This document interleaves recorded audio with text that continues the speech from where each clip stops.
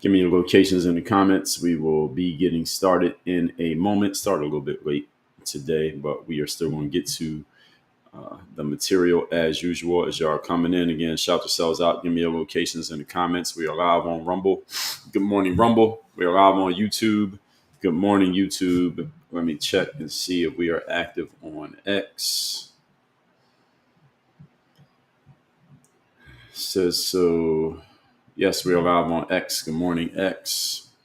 We're live on, and my name on those platforms. Let me make sure I got everything here. I just did. Oops. There. Now we are live on Facebook. Is this right? Yeah, Facebook. What's this? Facebook/Work on Your Game University. For some reason, LinkedIn did not get connected, but I'm not redoing it. My name on Rumble, YouTube, X, and LinkedIn is at Dre All Day. My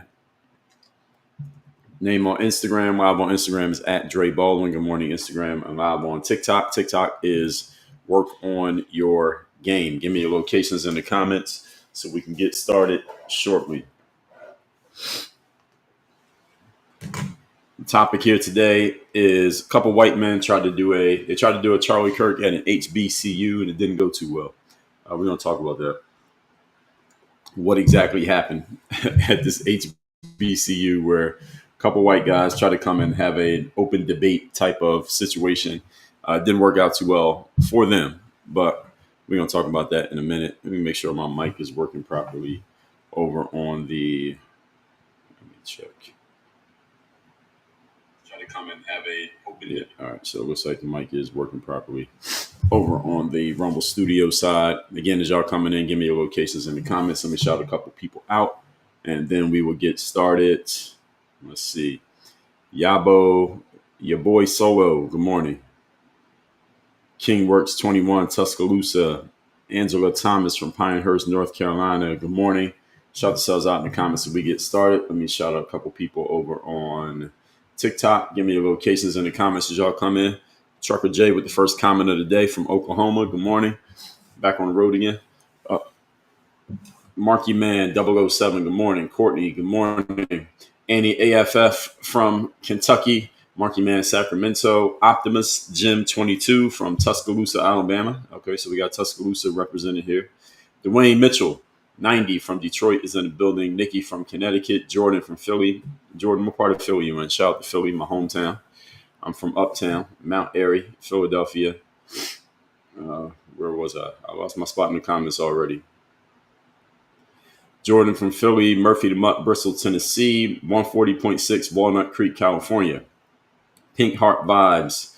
Good morning. Marky Mark from Pinellas Park, Florida. Shout out to Pinellas Park. Shout out to Tampa Bay. Carol Ann Collins, Newburgh, New York. Marky Man, congrats on the gifted badge. Sherry, 1967, listening in Florida for the next 10 days. Shout out to everybody who's in Florida. Murphy the Mutt, thank you for the share. Pink Heart, thanks for the share. Jordan said they were not invited. We'll get to that. At home with Marianne, Arizona. Sammy D from Ogden, Utah. Shout out to Utah.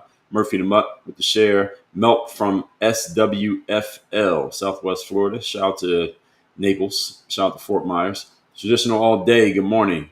Please like the live, y'all, as y'all are coming in. G, good morning. Leather and Pearls, thank you for the Go Popular. Brandon Tessner from Alabama. So Alabama's heavy in here today. Again, I'm just shouting out a couple people locations early. Brandy B, Winston-Salem, North Carolina. Giga Dad from North Carolina. Kuya Ben Yashara from Manson, North Carolina. So 3 straight North Carolinas. I don't think y'all playing that. Furu the Guru from Allentown, PA. Leather and Pearls, Virginia. Good morning. Carla, Indiana. Good morning. Jordan, South Philly. Or shout out to South Philly. Shout out to South Street. Chris Grissett from Jersey. Shout out to Jersey. I heard there's a governor's race in Jersey. It's actually close. That Jersey might actually vote for a Republican governor, believe it or not. Carla, Indiana. Good morning. Traditional All Day from Charlotte. Nikki from Houston.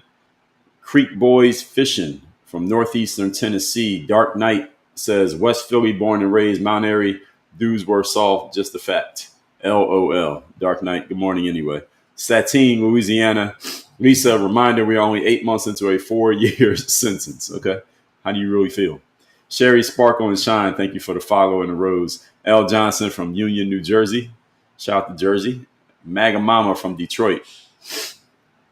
Jerry W. Davis from Waco, Texas. All right, so the topic here today is there are a couple guys, younger guys, who decided to go to a HBCU called TSU, Tennessee State University. So this happened 2 days ago, 3 days ago, September 23rd. There was a conservative group that calls themselves Fearless Debates. And what they do is they show up at places and they have fearless debates. They're going to have debates with people, basically provocating and provoking an audience of people to engage with them, usually because they're offering some form of pushback against whatever they think, whatever group they're talking to may disagree with. So they showed up to TSU, which is an HBCU in Nashville, Tennessee, and they showed up wearing red MAGA hats. Any of you didn't see this, y'all can find it on X. It's been going around a lot since the last 48 hours. They showed up wearing red MAGA hats, and they had signs that said, one of them said, DEI should be illegal. And that had another one that said, deport all illegals now. They set up a table and a microphone, and they attempted to engage with students. But what some are saying, well, because they didn't have authorization or approval from the university that maybe they shouldn't have been there in the first place, TSU responded by escorting the group. Well, they sent some security guards who escorted the group off campus, and it was like 4 white guys. So it was a camera guy, 2 guys on sitting at the table doing the talking, one guy who was kind of like the stand-in if necessary. And these 4 white guys, they get escorted off the campus, and they were being harassed. They got their signs stolen by a couple of young black females who I guess didn't like the fact that they were even doing what they were doing. And the university later issued a statement that I'm going to read it verbatim in a moment. And they asserted that the safety of the group, they talking about the safety, the TSU statement is really about the safety of the students, not the safety of these visitors. And they emphasized their priority to protect community welfare, which is a whole bunch of boilerplate nonsense, what TSU put out. We're going to get to that in a minute. But we're going to talk about this entire situation, what happened, how it happened, why it happened, and what we think about it. Now, those of you who like to hear me use my soundboard, you'll have plenty of opportunity for me to talk about it today. The last couple of days, maybe we've been talking about some things that people generally may have some light pushback on. But what we're going to talk about here today, I think we're going to get some strong pushback on some of the things that I'm going to say. And I may have some strong pushback to some of the things that some of you have to say. So let me introduce myself. For those who don't know me, my name is Dre Baldwin. Many know me as Dre all day. I'm a former 9-year pro athlete, author of a few books, done a few TEDx talks, and run this company called Work on Your Game Incorporated. Our job over here is to help you perform at your highest possible level through performance, weaponized performance, discipline, and execution. That's stepping up your confidence. That's you commanding the room. That's you having the presence that causes people to notice you, feel you, and remember you, even if they never speak to you. You can learn more about working with me by going to the links in my profile or sending a text to my number, 305-384-6894 with the word live, LIVE. You can learn more about working with me directly. We have a program called the Power Presence Protocol, which will be starting next Tuesday. You want to be a part of that program, which is all about commanding the room and your unspoken communication. Dominating with that, just text the word power to that same number, 305-384-6894. So what we want to do is talk about this TSU situation that happened with these white kids. Let me see if I can find this kid's name because the post was up there. The post was up and it was viral from the guy who actually was telling the story. I heard him yesterday, as a matter of fact. He was on the Jason Whitlock show yesterday. Jason Whitlock show is called Fearless. And there's a bunch of things that have come out since this whole situation occurred.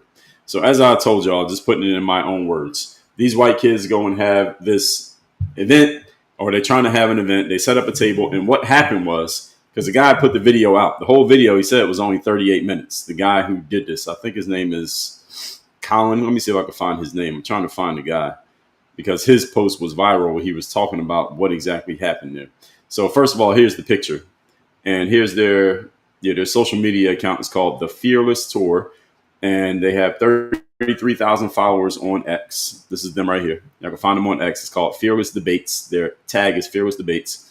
Fighting to keep free speech alive in America. 10 days in, 11 out of 50 states visited. Brought to you by, okay, so here they are. So one guy's named Cam Higby. The other guy's named David Kite.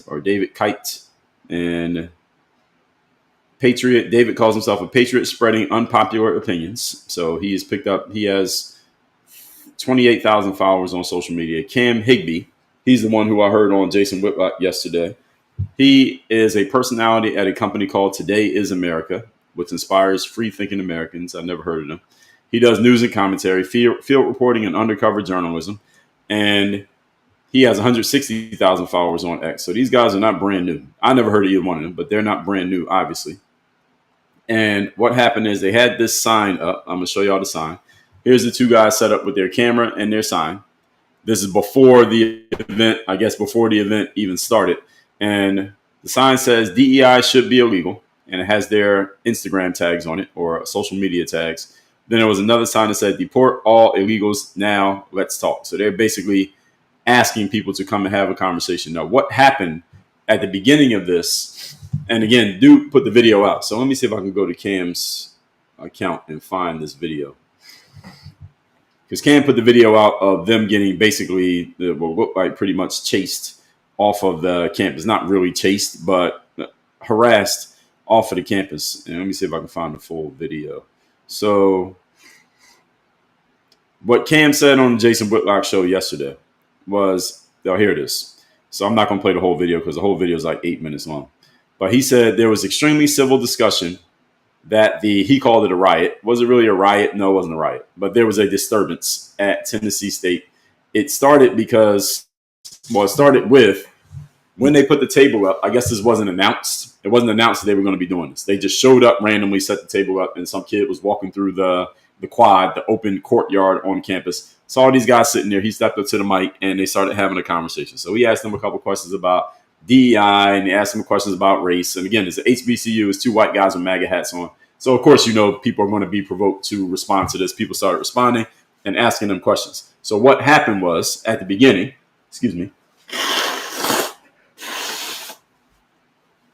they first start having a conversation with this young black kid. And again, if you go to Cam's social media, again, his name is Cam, C-A-M, his last name Higbee, H-I-G-B-Y. Just one example. So what's wrong with the system that allows, I guess, racism to be systemic or institutionalized? Listen to this. So I wanted y'all to hear just a bit of this. So what part of our systems is for people of color? All of it. The entire system is for everybody. Anybody who's American citizen. So you feel like there's nothing. So you feel like everybody's equal. Yeah. I mean, everybody's equal in their rights, but not everybody's obviously equal in their, what they have. Like, I grew up in a double wide trailer. He grew up in Boca Raton, so we didn't grow up equal. We're both white. I mean, he's a Jew, so it's probably why he grew up in Boca Raton. But so we're not equal in what we possess as we start always, but we are equal for his lead up to a second term. So anyway, they put out this video that's about 8 minutes long, and it kind of fast forwards through the whole situation. How it starts is a couple young males, black males at this HBCU, the students, they come up to the mic and they have a debate. It's not even a debate. It really is just a discussion. It's actually a very civil discussion that Cam and his friend are having with these young black males coming up. They had about 2 of these discussions. Then what happens is some students started noticing what was happening.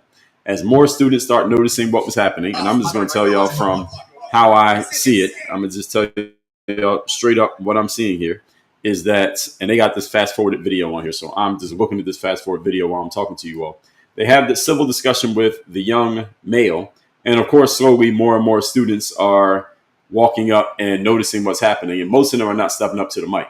Most people, when these type of events happen, like the Charlie Kirk type of events, when these things happen, most of the people who come just stand there and watch. And they react or they cheer or they boo or whatever, but they don't actually get on the microphone. So a bunch of people are standing around and watching. And what it looks like, if you look at the video, and I'm looking at the video, I'm fast forwarding it a little bit here. What happens is several young ladies, and again, this is a HBCU, so these are black females, they show up and they start getting kind of agitated about what's happening in the situation. They're not getting on the mic. They're just not liking the fact that these white men with these MAGA hats are sitting there. So one of the girls comes up and she takes one of the signs. So they had 2 signs, DEI should be illegal and deport all illegals now. So when those 2 signs are up, one of these girls comes up, she just snatches the sign and runs away. And one of the white guys tries to snatch the sign back from her, but she runs away. Then one of the young males, students, just random student who's sitting there. He steps up in front of the white guy and is talking to him in what seems to be a very threatening way, like, don't do anything, don't go after it, don't go after the person. Now some cops show up. A few cops show up, and I'll let y'all see the video. I'm not playing the sound from the video, but y'all can see the video. Let me rewind it back to where the girl stole the sign. So they're having a conversation. Where's the speed here? I'm putting it on 2x speed, and the video is already sped up, and I got it on 2x speed. So the girl comes up, she steals the sign. Now, when he goes and tries to snatch the sign back, some cops come over, and they're basically telling the white guys, hey, don't run after her, et cetera, because the crowd is a lot bigger than the number of cops. It was like 3 or 4 cops at the beginning, and it's like 100 kids standing around, and they're all agitated because, again, it seems they're agitated because these white guys with MAGA hats on are there trying to debate on an HBCU campus. Obviously, they're not students there. And the conversation continues, or they're trying to have the conversation. But as you can see, as more and more people come, see the sign just got snatched. Another woman snatches another sign. The white guys get up. They're talking to the security, and security is talking to them. And you see the crowd getting bigger and bigger. So the crowd gets bigger and bigger. At this point, you see there's a whole bunch of students standing around with phones just trying to get attention. They're not actually there to debate. They're not doing anything. They're just trying to get attention. And nothing's happening other than the camera's rolling. But all these, as you can see, right on the front line, it's a whole bunch of women who seem to be happy that this whole event is getting shut down. That's what happened. Now the cops are telling them, all right, guys, y'all got to leave. So they're escorting the guys off the campus. And as you can see, while they're trying to leave, they got the cameras still rolling. They were smart to keep the cameras rolling. So all of this is caught on film. All these students are, now this is a big event happening on campus. Kids are yelling at them. People are doing damage to their vehicles. Their car got vandalized. People are yelling at them. They have not enough cops to hold these black kids back from what they're doing here in this situation. All right, let me pick you up. Then they're trying to drive away. They're getting harassed as they're driving away. Again, the cops are not numerous enough to stop them. Black kids are just getting attention because the cameras are rolling. And they finally make their way out of there after receiving damage to their stuff, people threatening them and attacking them. And everybody has their phone out trying to film this and get a viral moment, I guess, for themselves in this whole situation. And then Cam, he's done a little bit of a media tour after this happened on the heels of this whole situation. Now, that's the background of what happened here. What we're going to talk about here today is why this happened, how it happened, and what we think about it. So again, this happened at TSU, Tennessee State University, which is based in Nashville. Now, this group claims, these guys, they say that they wanted to debate and have discourse. They say this is part of their tour, that they go around the colleges and this is what they do, which is true, because I heard Cam on the Fearless show, the Jason Whitlock show yesterday, and he was saying we've gone around to a bunch of campuses and they started doing it more after the Charlie Kirk passing. They're kind of picking up the torch from Charlie Kirk and doing this. And their website frames it as they want to bring discussion back to campuses. So they're going into the belly of the beast. They didn't even go to, like Charlie Kirk, he would go to some liberal-leaning universities, but I don't think Charlie Kirk ever showed up at an HBCU. So these guys showed up to an HBCU. They said, we're going to basically triple down on what Charlie Kirk is doing. Now, university rules, according to almost all universities, is that they require some type of scheduling or approval for public speaking or some type of organized protest. Now, TSU is a publicly held university. This is a public university owned by the state of Tennessee. So they're not a private university. So they can't just say you can't come on the campus. You can walk around on the campus, but generally speaking, in most places, most municipalities, whether we're talking a college campus or not, if you're going to do some type of gathering and you're going to set something up, i.e. you're going to have a table and a mic and a camera set up, like professional camera set up, and you're going to ask people to come and it's going to draw a crowd, usually you need to get clearance from whoever is in charge of that space before you just set that up. So you can't just go in the middle of a city, in the middle of Manhattan, and just start selling your goods from a table, selling CDs from a table without having some type of permit or something like that. The cops can come and shut you down. You have to have some type of clearance from whoever is in charge in order to just do that. So technically, could these guys do that? Not really. But had they been saying things that those kids wanted to hear, then this wouldn't have been a problem. It's the fact that they were with MAGA hats on and saying things that a lot of these young black kids, clearly the ones who showed up, let's be clear, this is not representative of the entire university because there was only about 100 or so kids out there. but that school has an enrollment of about 5,000 or 6,000 people. So there's a very small percentage of who actually goes to school there. But the kids who did show up clearly weren't fans of what was being said there. I think there were some who wanted to hear it, some who wanted to have a discussion. But then when you get group dynamics and everybody's all excited to push them away and keep them from being able to talk, then you get situations like this. Now, when you arrive unannounced without a permit, it suggests that you're looking to provoke rather than you were invited. And I can't just say that. This is what some people are saying. This is not my personal argument. I'm telling you what is being said, and I'm telling you my personal position on it. Some say that when they arrive without a permit, it suggests that they were there for provocation. And I say, if you're arriving for provocation, so what? So what? Provocation is allowed. It's protected under the First Amendment. Provocation means you're doing or saying something that is designed to provoke people to respond to you, often because you pissed them off or annoyed them or made them angry or frustrated or something like that. Were these guys, if you show up on a HBCU campus and say DEI should be illegal, do I think that a lot of black people on that campus are probably going to be pissed off about that and they're going to react to what you're saying? I say yes. Was this provocation? Yes. This was provocation. At the same time, provocation is protected by the First Amendment. You can provoke people. Now, how they respond to that provocation is a different story, but you are allowed to provoke people. Did they have to be invited? No. And had they tried to get invited by TSU to come and do what they were doing, would they have gotten the invitation? Probably not. So the only way they could have even made this happen is to actually just show up and do it. And if they try to block us from doing it, then I guess they're going to block us from doing it. But could they have gotten invited by TSU? They call TSU and say, hey, we're a couple white guys. We're going to show up on your campus with MAGA hats on a random Tuesday. And we're going to have a sign that says DEI should be illegal and all illegals need to be deported ASAP. And we're going to ask your students to have open discussions with us in the middle of your courtyard on campus for a whole bunch of other kids to hear. TSU would have said, probably not. Y'all probably should do that somewhere else. Why? Because number one, they probably wouldn't agree with the position that these guys had, was they shouldn't have any opinion on. They shouldn't be blocking it because of that. But that would probably be one of the reasons that they would say no. Number two, they would ask themselves, okay, if they do this, we know a bunch of people are going to be angry. We know there's going to be heated. We know there's going to be a raised temperature in that area if they do this. Do we have the personnel to keep everybody under control and safe if this were to occur? And the answer is obviously no. Answer is obviously no. They didn't have it, because even these guys just trying to get off campus are getting harassed and followed, and people are out of control. And there were not enough security guards on the campus to stop what was happening to these white guys on the way out, because the kids were obviously getting out of control, not because they're out of control people, simply because group dynamics. This is what happens when you have a mass of people who get emotionally engaged. People start acting out, and then everybody starts acting out simply because everybody else is acting out. This is group dynamics. This is how it works. So these guys said that they wanted civil debate, and I believe they did want civil debate. They remained civil the entire time. Even when their signs got stolen, they remained civil. Who got unruly were a few of the people in the audience. Then that engaged other people in the audience. And then the whole situation just got out of control, and there were not enough people there to control the crowd in the courtyard of what happened here on this campus. Now, university rules, again, allegedly require scheduling and approval for public speaking or protest. So now let's get to some of these statements that were released, because there were, I believe I got 3 specific statements. So 3 statements came out. Let's start with the statement from Tennessee State University. Now, this one I am reading verbatim. This is what they said.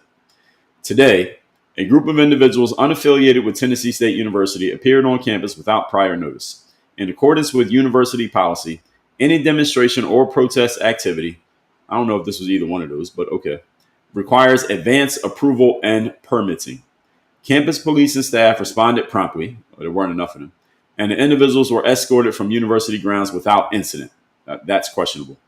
At all times, TSU students conducted themselves in a professional and respectful manner. That's just a straight up lie. That's not true. The safety and well-being of our students, faculty, and staff remain our highest priority.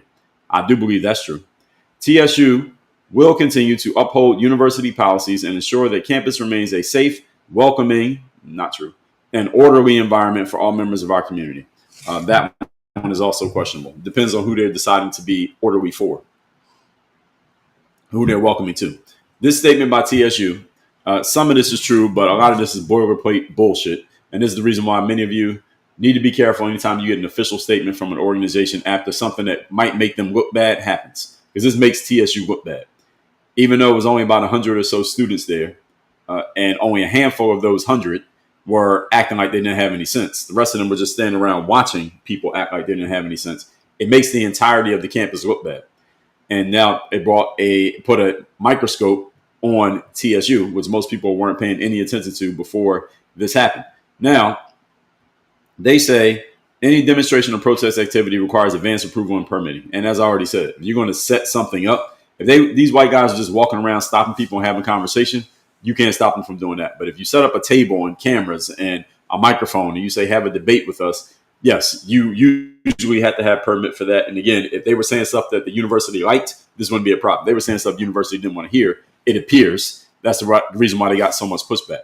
Now, they say campus police and staff responded promptly, which they did. The issue is campus police, there are not enough campus police to hold back these black people who had a problem with what these white guys were saying. And they said that individuals were escorted without incident. That doesn't seem to be the case. They were not escorted without incident because, first of all, there were 2 incidents y'all saw on camera, is that these guys got their signs stolen. Somebody just took their property and ran off with it, and they couldn't get it back. And the campus police didn't even try to stop the person who stole the sign. The campus cops are literally standing there watching someone steal these guys' sign and run off. The cops didn't do anything to stop this person from running off with the sign. They told the white guy, don't chase after the person who's running off with the sign. So to say that they were escorted away without incident, that's just a straight up lie. That's not true. And it's right there on camera. And they say it, then they follow up by saying, at all times, TSU students conducted themselves in a professional and respectful manner. That's what they said. Now let's go look at this again. Okay, they said a professional and respectful manner. I'm gonna let y'all see this for yourselves. Mind you, again, that phrase one more time. A professional and respectful manner. So here's the professional and respectful manner. So you see the girl running off with the sign right there. Now you see people gathering, and you see the crowd kind of just egging on shouting these guys down so they can't talk. And look, you see these guys here. This guy in the orange sweater, according to Cam, when I heard him on Jason Whitlock yesterday, this guy had a screwdriver in his hand and he was brandishing it as if he was using it as a weapon. And you see the cops showing up and they're talking to each other, but there's not enough cops to do anything with this crowd. And let me see. Okay, so this is the professional and respectful manner of the TSU students, according to TSU's statement. Now, does this look like a professional and respectful manner for someone who came to have a debate? They said, let's just debate. That's what they said. This is not professional and respectful manner. They're shouting them down. They're holding up their cameras. They appear to be, I guess you would call this menacing. They're not really threatening, but I guess you would call this menacing. Now, let's get to the point where they're trying to get off campus. So now here's the guy trying to get off campus, and you see people are following him. They're following him to his car. Is this professional and respectful? I'm just looking at the people. And again, it doesn't mean they're committing a crime. Let's be clear. All right, there's levels to this. They're not committing a crime. The students who are out there giving the middle fingers and yelling at the guy, are they doing anything illegal? No. But to say that the students conducted themselves in a professional and respectful manner the entire time, that's not true. They did. They were not professional, and they're college students. They don't actually, I'm not expecting a bunch of college kids to be professional. They can be respectful, though. Were they respectful? I say generally no, they were not. And the way that they would justify it is saying, well, you guys came here with MAGA hats on to a HBCU talking bad about DEI. We don't need to respect you because you're not respecting us. I think that's a frame that a lot of people would use in this situation. They got a right to if they want. I don't agree with that, but I understand. Now, that's what TSU said, but we're not finished. The NAACP offered a statement. The NAACP stepped up to this. NAACP, which is not owned by black people, by the way. But we ain't going to get into that, at least not so far today. Here's what the NAACP had to say. I'm going to read this. Okay, this one's a little bit longer. They say, urgent warning regarding antagonistic group targeting HBCU campuses. So the NAACP is putting this out as if this is some type of warning. They're like Paul Revere, letting everybody know that the British are coming. So this is what they said. On September 23rd, a group calling themselves Fearless Debates appeared on the Tennessee State University campus. They wore MAGA hats and carried poster boards bearing inflammatory messages. So they called it inflammatory to say, deport all illegals now. I don't think that's inflammatory. That's literally the law. And DEI should be illegal. Now, that you call that inflammatory. That's an opinion, but call it inflammatory is a way of framing this negatively. They attempted to draw students into conversations centered on these messages, which were framed as debate, but functions as provocation. Well, first of all, if you're going to debate somebody, you probably need to provoke them first. That's usually how debate starts. Someone is provoked somehow, some way to push back on something that you believe. You share what you believe. They don't agree. They get on the mic. So they've been provoked. So to say that they called it debate, they were framed as debate, but functions as provocation. Well, it's both. Debate and provocation usually go hand in hand. So people are throwing around this word provocation as if it's some type of negative thing. But again, if you want debate, usually somebody has to be provoked in order for it to start. But continuing, NAACP statement is what I'm reading here. The incident was not an isolated act of political expression. It was an intentional effort to antagonize, disrupt, and instill fear in a space created to be safe, affirming, and supportive of Black students. Okay, this is the bullshit right here. It starts right here on the second paragraph. Let me read that sentence again. This incident was not an isolated act of political expression. Actually, that's literally exactly what it was. It was an act of political expression. But the NAACP says this is an intentional effort to antagonize, disrupt, and instill fear. So how are these 4 white guys showing up to a campus with 6,000 Black students? How are they instilling fear? By setting up a mic and saying, let's debate.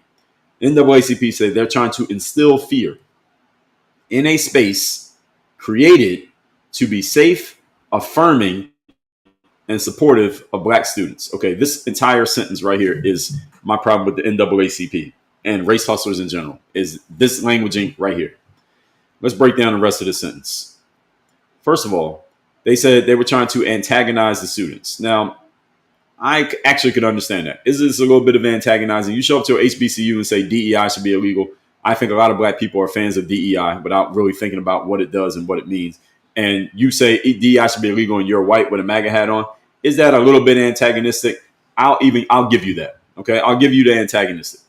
Disruption. I would not say that this is disruption because you could just keep walking and ignore them. I don't think it disrupted anything. They didn't stop classes or anything like that. The kids who should have been in class, they were standing around talking to these guys, allegedly, and instill fear.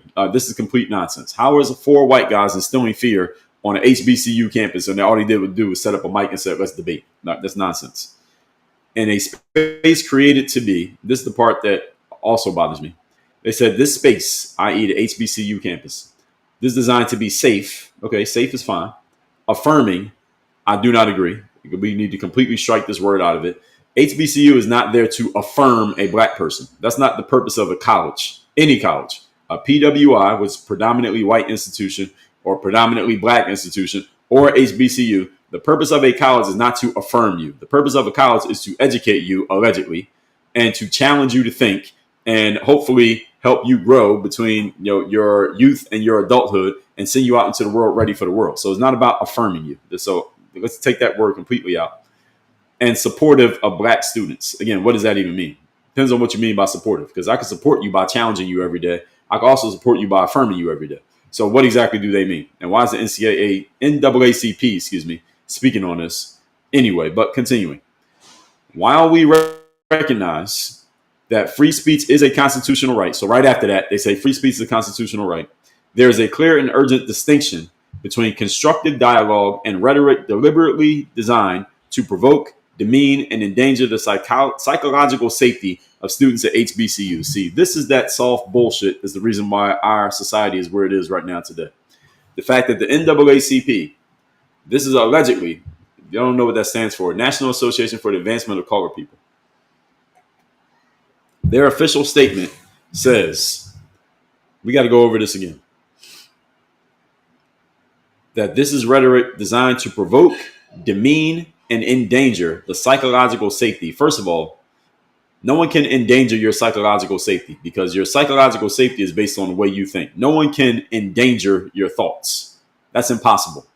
So again, this is some nonsense language written by somebody who went to college and got a degree, and then they got a job writing stuff like this that sounds smart, but actually under examination sounds really stupid. It makes no sense, but there's a bunch of people who buy into this nonsense. Endangering the psychological safety. I cannot endanger your psychological safety.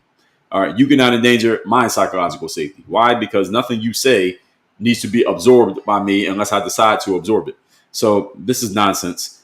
And what else did they say? Demean. Now, these guys didn't demean anything. Now, did they provoke? Yes, they provoked by saying something that's going to get you to respond. That's how debate happens. Now, are they demeaning anybody? No, they didn't demean black people. They said DEI should be abolished. They didn't say black people. They said DEI.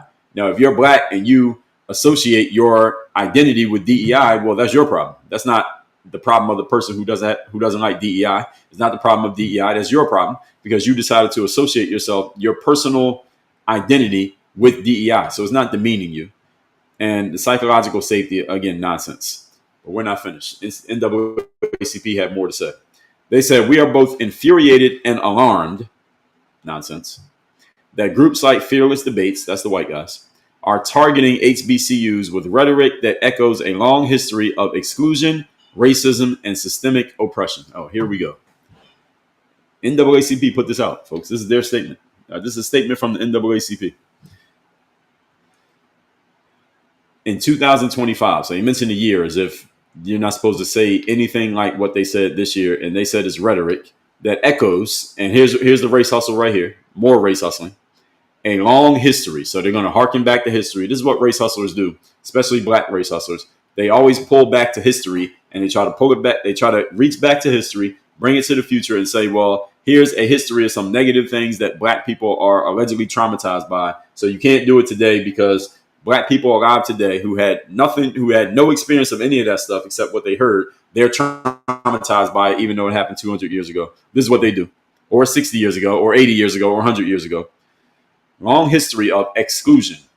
How could you even put the word exclusion in the statement NAACP when these white guys showed up to your campus to talk to your students? Who's being excluded here? Who's excluded? They actually did an event, or they tried to do an event where they wanted to talk to you about these things. So that's not exclusion. Racism. There was nothing racist about anything that happened at that event. And systemic oppression. Again, how are you being oppressed when they showed up to talk to you at an institution of higher learning, allegedly, to debate on topics that I bet a bunch of those students are being indoctrinated to believe cannot be challenged in those classrooms? Continuing. The appearance of these individuals on the campus of TSU underscores that the politics and ideologies that threaten the being of black people. Let me take a sip of water. I'm going to read that one again. This is straight from the NAACP, ladies and gentlemen. That's where I'm getting this from. Let me read that statement again, of that sentence again. The appearance of these individuals on campus underscores that the politics and ideologies, that's what the white guys were allegedly talking about, that, please note this phrasing, threaten the being of black people. Wow. The NAACP is positing, they're asserting that these white guys even showing up to campus, wearing MAGA hats and saying DEI should be illegal, it threatens the being of black people. Now, some of you may say, well, of course, Joy, the NAACP sounds crazy, and this statement sounds crazy, and it's probably written by some idiot. Some of you may be believing that. I believe it. The issue is not just that they said it, because there are people out there who say stuff like this every day. The issue is this is the NAACP. There's a whole bunch of black people who follow the word of this organization because they are allegedly the people who care the most about the advancement of black people in the United States of America. That is not true. NAACP is not even owned by black people. It was, again, different conversation for a different day. But they're saying that these guys' very appearance threatens the being of black people. The problem that I have with this is that there are black people who believe rhetoric like this, that you showing up and offering it as a white person with a MAGA hat on and offering an opinion that I disagree with threatens my very existence as a person. Y'all want to talk about rhetoric coming from a side that leads to people doing violent things? It's shit like this. This is the kind of stuff that, again, even though I don't even fully buy into it, I understand that a lot of people do buy into that. If you're going to play this game of inflammatory rhetoric, leading people to believe that it is their moral duty to do something physically and do something violent to stop someone from doing something, when you say that these white guys' very presence is threatening my existence as a black person, that might give some idiot license to say, you know what, I need to beat this guy up or attack him or kill him in some way. Why? Because his very existence threatens my being. So all I'm doing is defending myself. That's why this is the kind of language that we're talking about. And this is the NAACP putting this out. And they're going to put this out, and a bunch of students at TSU are going to read this and feel justified with the behavior of the students that happened a couple of days ago on their campus when you say stuff like this. So politics and ideologies that threaten the being of black people, here's what they say, are still real. So basically what they're doing is they're taking these threats of black people from back in the day, and they're saying it still exists to this very day. In other words, they're telling some 19-year-old college kid, you are still being threatened as a black person by the very existence of white people who have ideas that you don't believe in. That's what they're saying. Again, this is their statement. These are not, I'm paraphrasing it and telling you what I think about it, but I'm reading from their statement. This is the NAACP, ladies and gentlemen. Again, National Association for the Advancement of Colored People, allegedly. They are still real, still harmful. There's that word that I don't like, harmful. What makes it harmful? And still actively seeking, and note the richness of what they're about to say, actively seeking to silence and antagonize us. First of all, who the hell is us? Second, HBC. What do you mean NAACP us? Who's us? I'm not part of us, whoever the NAACP is. Miss me with that. But they say actively seeking to silence and antagonize. Again, how are they trying to silence and antagonize when the very reason they showed up was to have open discussion? Silence and antagonize is, hey, you Negroes here at this HBCU, y'all can't leave this campus. Y'all only got to deal with each other. Don't come around us white people. That would be silencing and antagonizing. They said, we're going to come to you on your turf and have a conversation with you about things that we disagree with, that I guess the white guys probably figured this is going to get these black kids to respond. So let's go with this because this is going to get them to react. And it worked. The problem is the NAACP saying this nonsense. Silence and antagonize us. That's crazy. But guess what? The NAACP is not done. They said more. They said, we urge you, our HBCUs are not black-owned entities, by the way. Our NAACP partners, I don't know who they are, but I'm sorry for you. And our black leadership networks, again, don't know who those people are, to be vigilant, to share information, and to prepare responses to ensure that students are protected from these deliberate attempts to disrupt the sanctity of our campuses. The sanctity of the campus was disrupted by the showing up of these white guys. Let's get a definition of the word sanctity. So let me make sure I'm responding to this in the right way. All right. The sanctity of their campus is being disrupted. Sanctity, by the Merriam-Webster dictionary, means holiness of life and character, of the quality or state of being holy or sacred, sacred objects, obligations, or rights. So the holiness of the TSU campus was disrupted via deliberate attempt by these white guys. The holiness of the campus was disrupted. I say no, miss me with that. I don't know if any of you have ever been to an HBCU campus, but I have. I've been to several of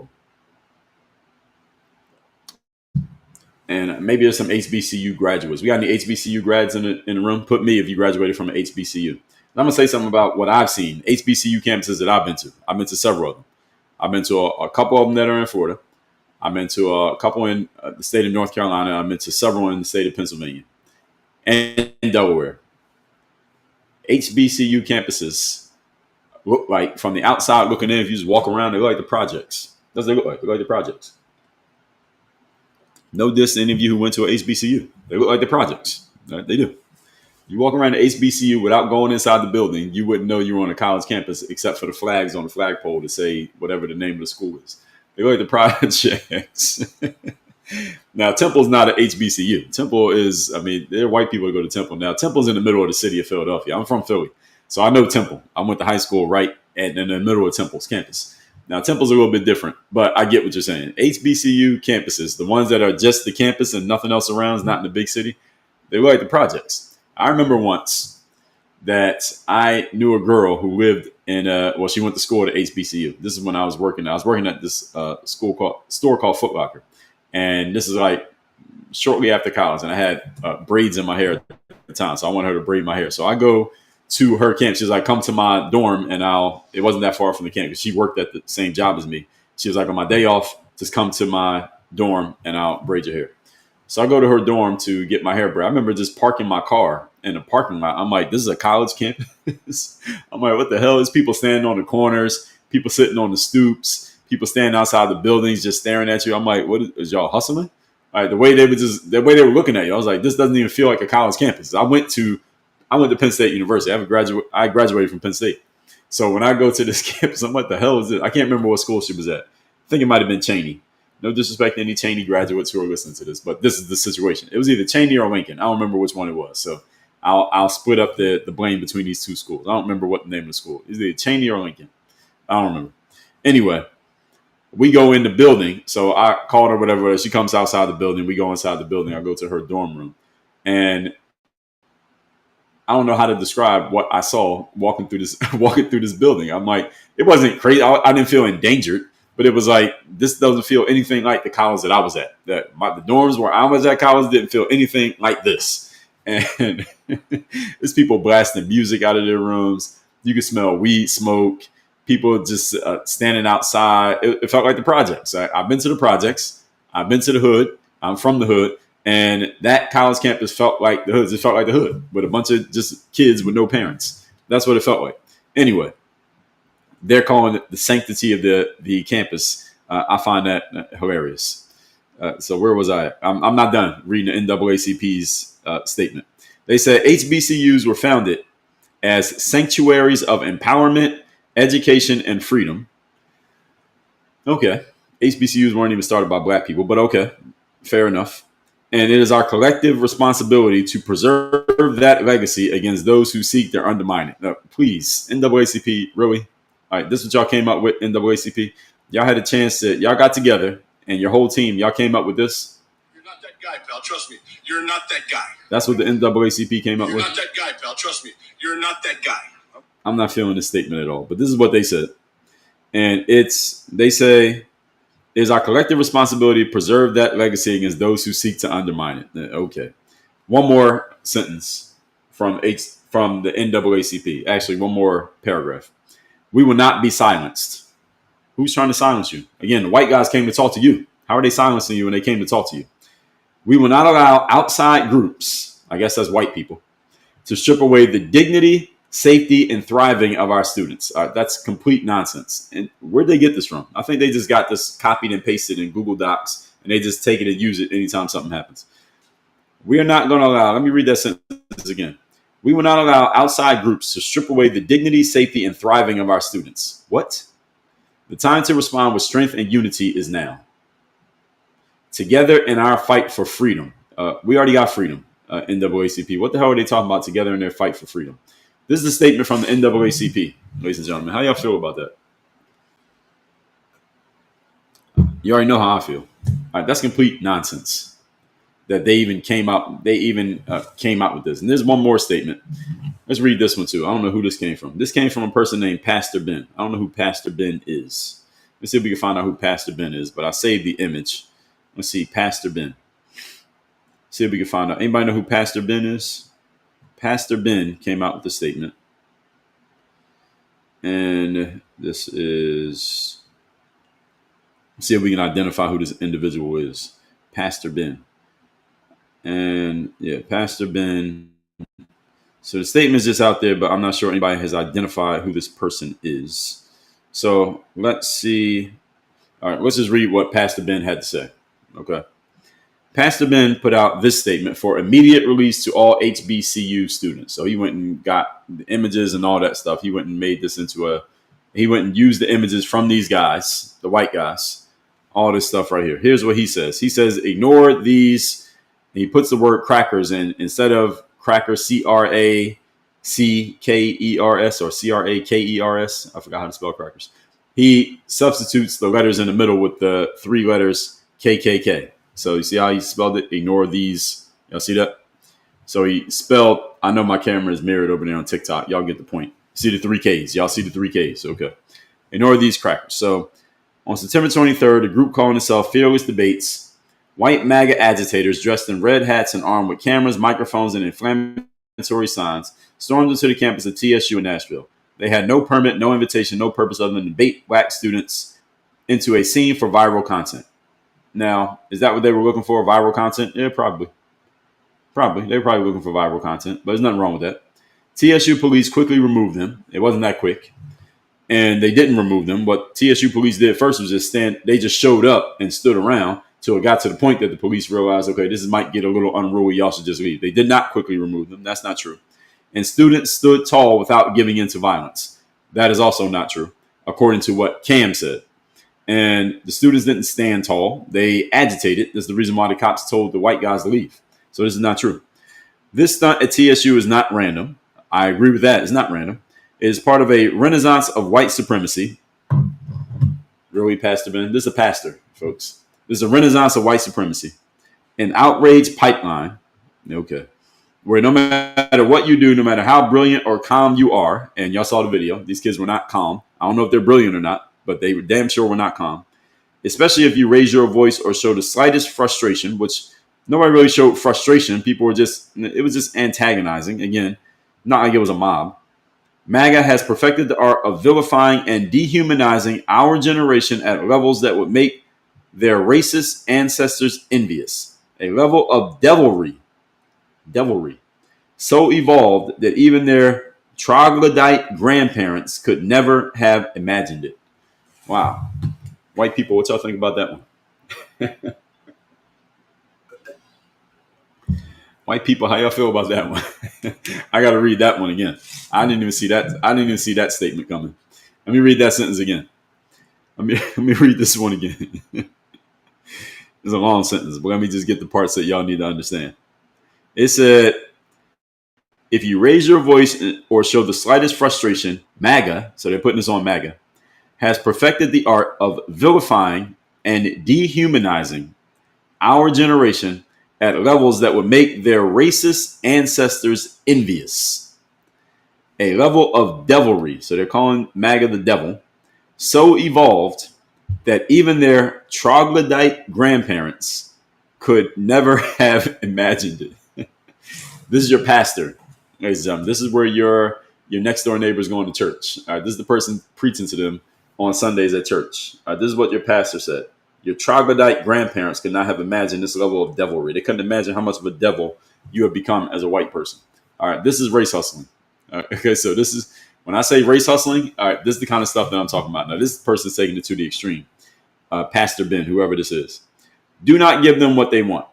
Okay? Give them what they fear. So Pastor Ben is going to give you a prescription to make MAGA afraid. Here's what he says. All right, so MAGA and white people, listen up. Here's the prescription to make you afraid. If you say anything, only ask, where is your permit to be here? So if they see you anywhere on a campus, this is what you say. Where's your permit to be here? If they don't have one, call campus police immediately because they are trespassing and they should be escorted out. Now, that's not true. But they might get escorted out anyway, even though they're technically not trespassing. It's a public university. People can walk around on public university grounds if they want to. But even if they ever do have a permit, if your administration gave them permission to antagonize you on your own campus, so if the administration gave them a permit, here's what Pastor Ben says. The bigger problem is inside the house. The administration itself must be held accountable, protested, and called on the carpet immediately. In other words, what Pastor Ben is telling you here is that if your HBCU administration gives a permit to some white people with MAGA hats on to show up on your campus and have conversation with you, that the administration is wrong and they need to be held accountable and probably replaced, because what Pastor Ben is intimating here, without saying it in so many words, but he's close enough, is that they should not allow on any HBCU campus any white people with MAGA hats to come to the campus and have conversation with black kids. That should not be allowed at all. And if they do, they're wrong. This is what Pastor Ben is saying in his statement. Now, again, I don't know who Ben is. Might not even be a real person. Now, remember, they want attention. Give them silence or laughter. All right, so laugh at MAGA. That's what you're supposed to do. They want clicks. Give them clips of you laughing as you walk by. They want to paint you as violent. Give them nothing but your joy, your dignity, and your refusal to play their game. Well, that's not what happened at TSU the other day. And then ignore again, he goes and use that word crackers with the K's all in it. This is what Pastor Ben is saying to black students. Now, again, I've said this multiple times. One person can say something crazy and they have a right to free speech. First Amendment defends their right to say something crazy. The problem is you're saying this to students. The problem that I have with it, you're saying this to students. They're young. They are impressionable.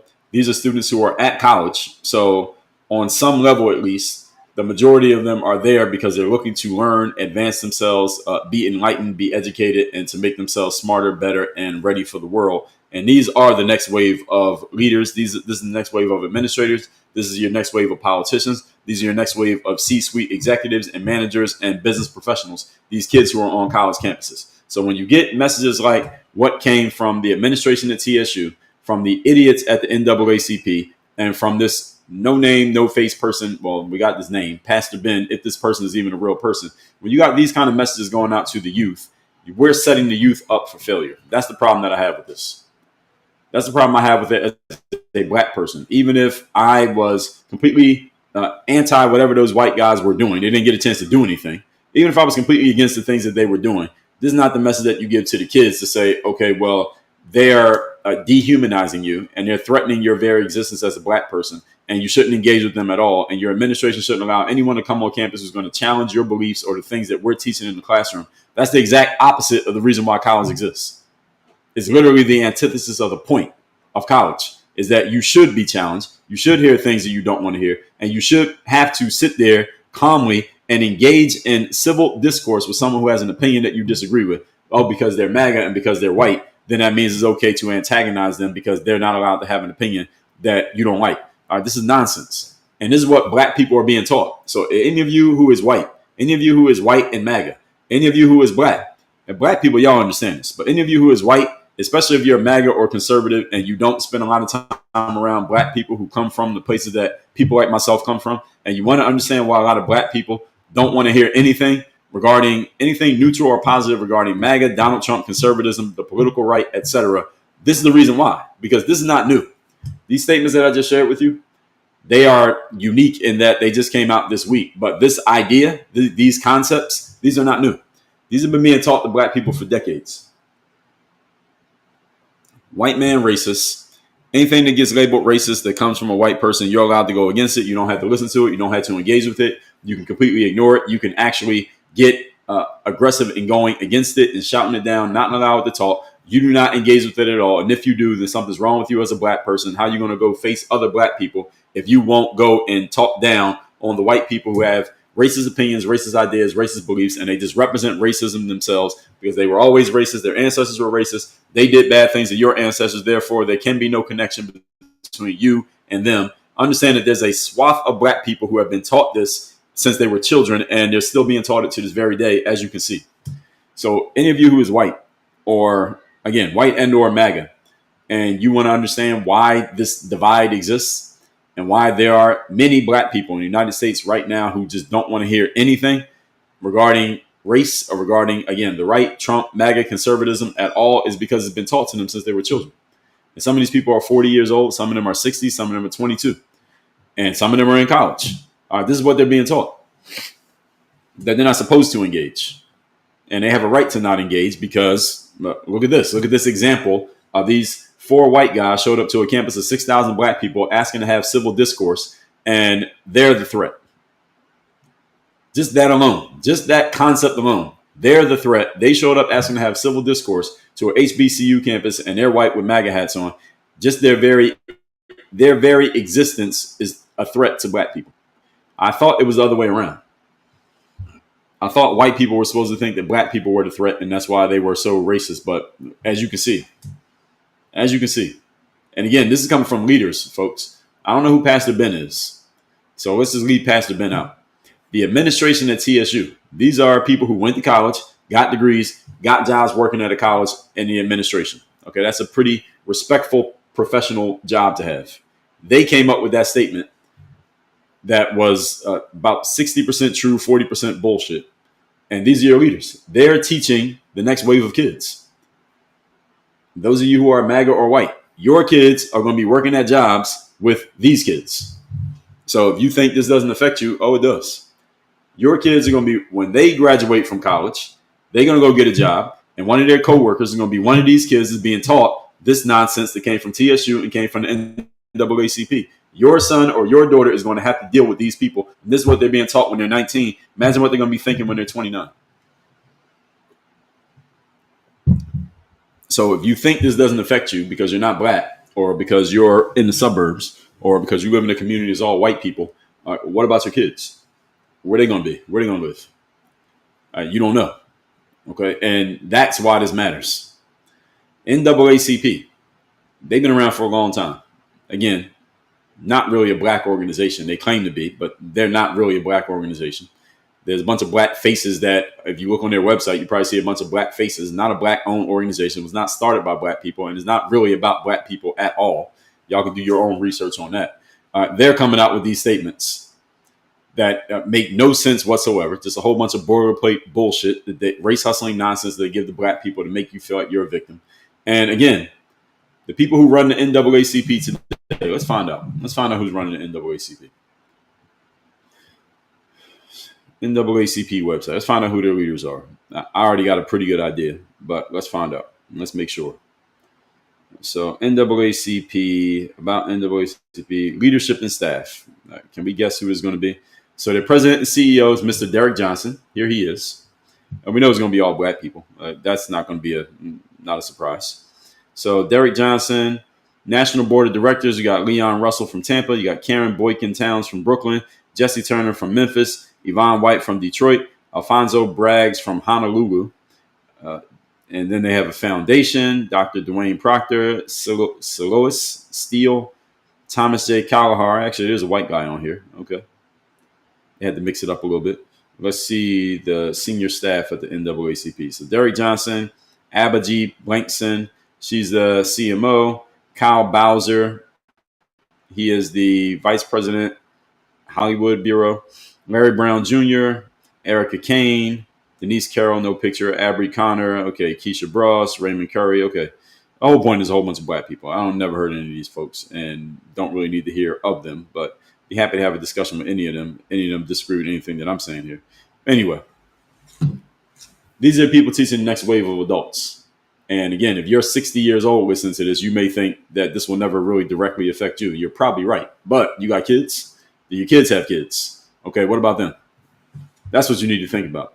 So TSU's statement frames this event as a safety measure. No, it wasn't censorship. It kind of was. They just weren't prepared for it.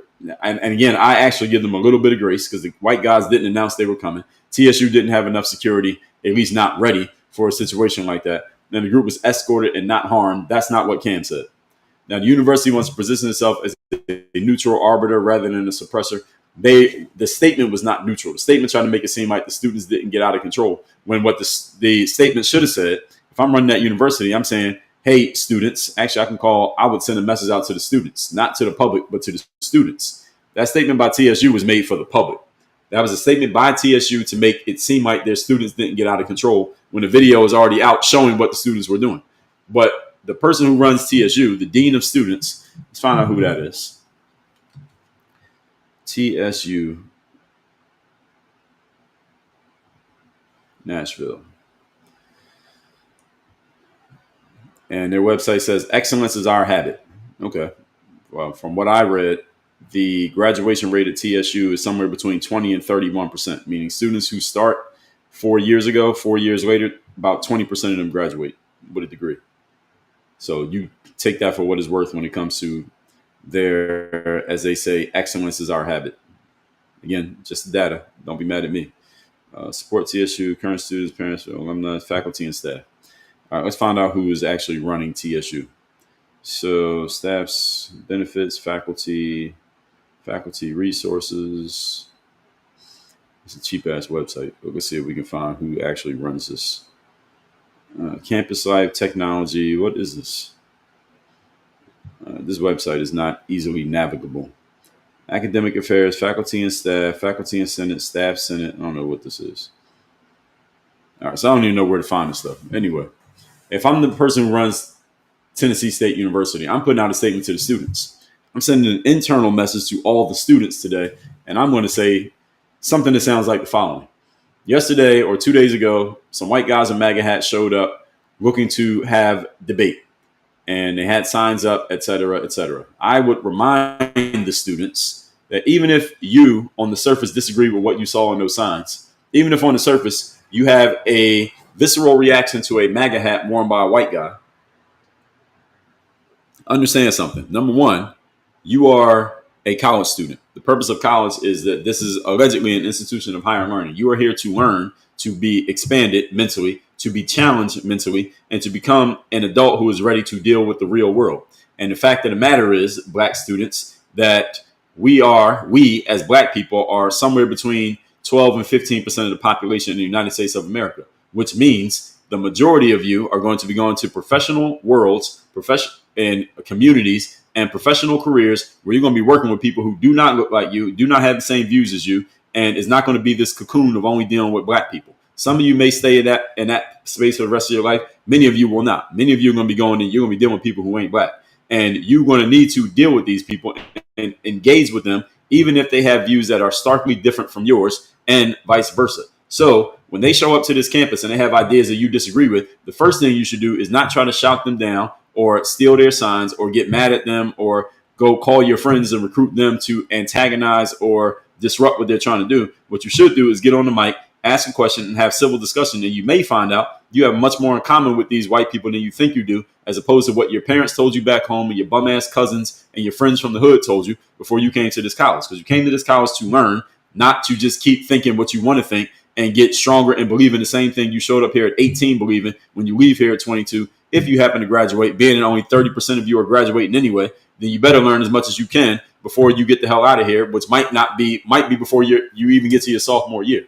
That's what you actually need to do. And that's the reason why we're here on campus. So what I'm going to do is I'm going to call those white boys. I'm going to bring them back to campus. I'm going to set up an event for them indoors. We're going to bring all the security. All y'all show up, and I want you to come with your questions. You're going to get on the mic. We're going to have civil discourse. You're not going to shout them down. You're not going to stop them from talking. Anybody who does do that, you're going to get kicked out the building. And if you got a problem with that, I'll kick you off the campus because, look, you ain't on line to graduate anyway based on our stats. So we might as well kick you out preemptively before you kick yourself out by failing out of school. That's the way it's going to go. And if anybody got a problem with it, you know where my office is at. Everybody have a great day and a great weekend.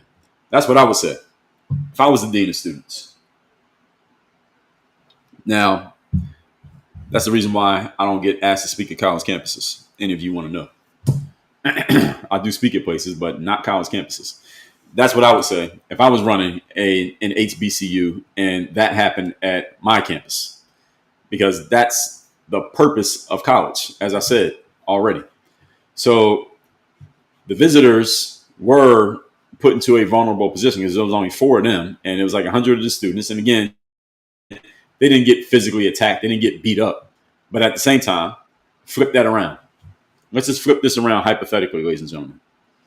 Let's say the 4 black kids showed up to a PWI, predominantly white college. They set up a table, and they had some signs that were antagonistic towards white people. And a bunch of white kids gathered around and started shouting them down, not letting them talk. Security had to be called. There wasn't enough security. The black kids had to leave with a crowd of 100 white people following behind them, blocking their car, maybe doing damage to their vehicles, not letting them get out, and a bunch of white people shouting epithets at them while they're trying to drive away, and that all got caught on camera. You tell me what would be happening today at that college campus. What would be happening today at that college campus if the same thing happened, we just reversed the races?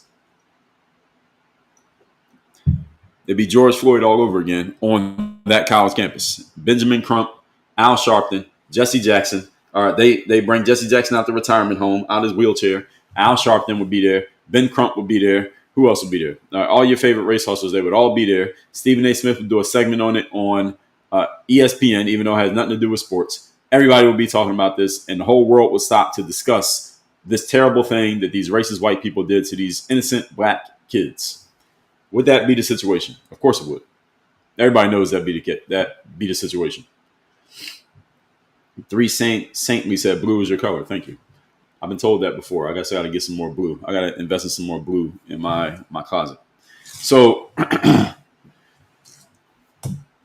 this is the reason why I have a problem with it, because what it does is it teaches black people, it's infantilizing black students. And again, young black people. I don't care if you're 37 and you want to think stupidly and you're black, all right, you are who you are.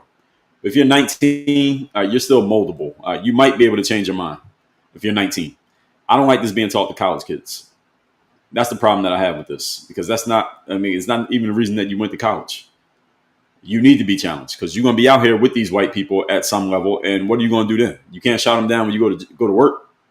You can shut them down now. They just showed up to your campus and you got 100 of your friends and there's only 4 of them. Okay, what about when you go to your job and it's 1 of you and 10 of them? What you going to do then? You can't shout them down then. All right, you just got hired here. You ain't got no power. You can't shout anybody down. What are you going to do then? You going to quit? You're not going to go to work? What are you going to do? All right, that's the question that really needs to be asked. So critics argue that TSU's narrative shifts the burden onto students and paints the visitors as victims without the group knowing when the group knowingly challenged norms, risking disruption. I say this is nonsense. TSU's narrative did not shift the burden on the students. What TSU did was make it seem like their students actually did great. So this is not even a fair point. When the narrative frames the visitors as vulnerable, which they were vulnerable, if you want to say that is TSU putting it on the visitors, I don't think so, but some people can look at it that way. It can invert perceived aggressor versus defender role. There was no aggressor here. All right, in this situation, there was no aggressor. There was no defender. There were no arrests. Nobody got injured. It was just unrest, and it made these young black kids look bad because they did stuff that looked bad. It's not that the white guys framed it to make them look bad. All they did was film it. They got shut down. They got shouted down. They couldn't have discussion. They were starting to have a discussion. It wasn't until these black females showed up running their mouths that things got out of hand. Now we got to talk about that.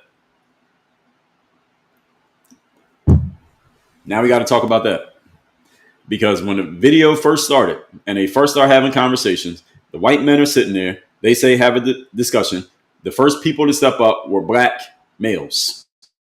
And they had their discussion. They had a conversation. They shook hands with a couple of them and everything was all good. It wasn't until the rowdy black females showed up that things got out of hand. If you want to be mad, get mad now. It wasn't until the rowdy black females showed up that things got out of hand. This is just the reality of the situation. This is not me saying that every black female is rowdy and gets out of hand and can't control her mouthpiece. That's not what I'm saying.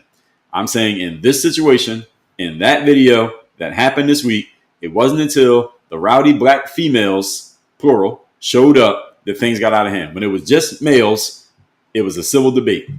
It was disagreement, but it was civil. It was respectful. Everything was good. It wasn't until the female showed up that things got crazy.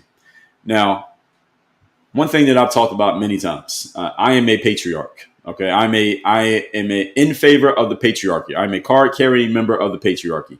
Meaning, let me be clear what that means, is that societies run well when men are in charge. Societies collapse when men do not do their jobs. And the only time you end up with women running things is when men are not handling their own responsibilities. So anytime you have even the thought of a matriarchy is when men are not doing their jobs. I always bring it back to whoever is in charge. It's the reason why when in a corporation things are not going well and the board of directors decides to make changes, the first thing they do is not fire the maintenance man or a middle manager. They fire the CEO.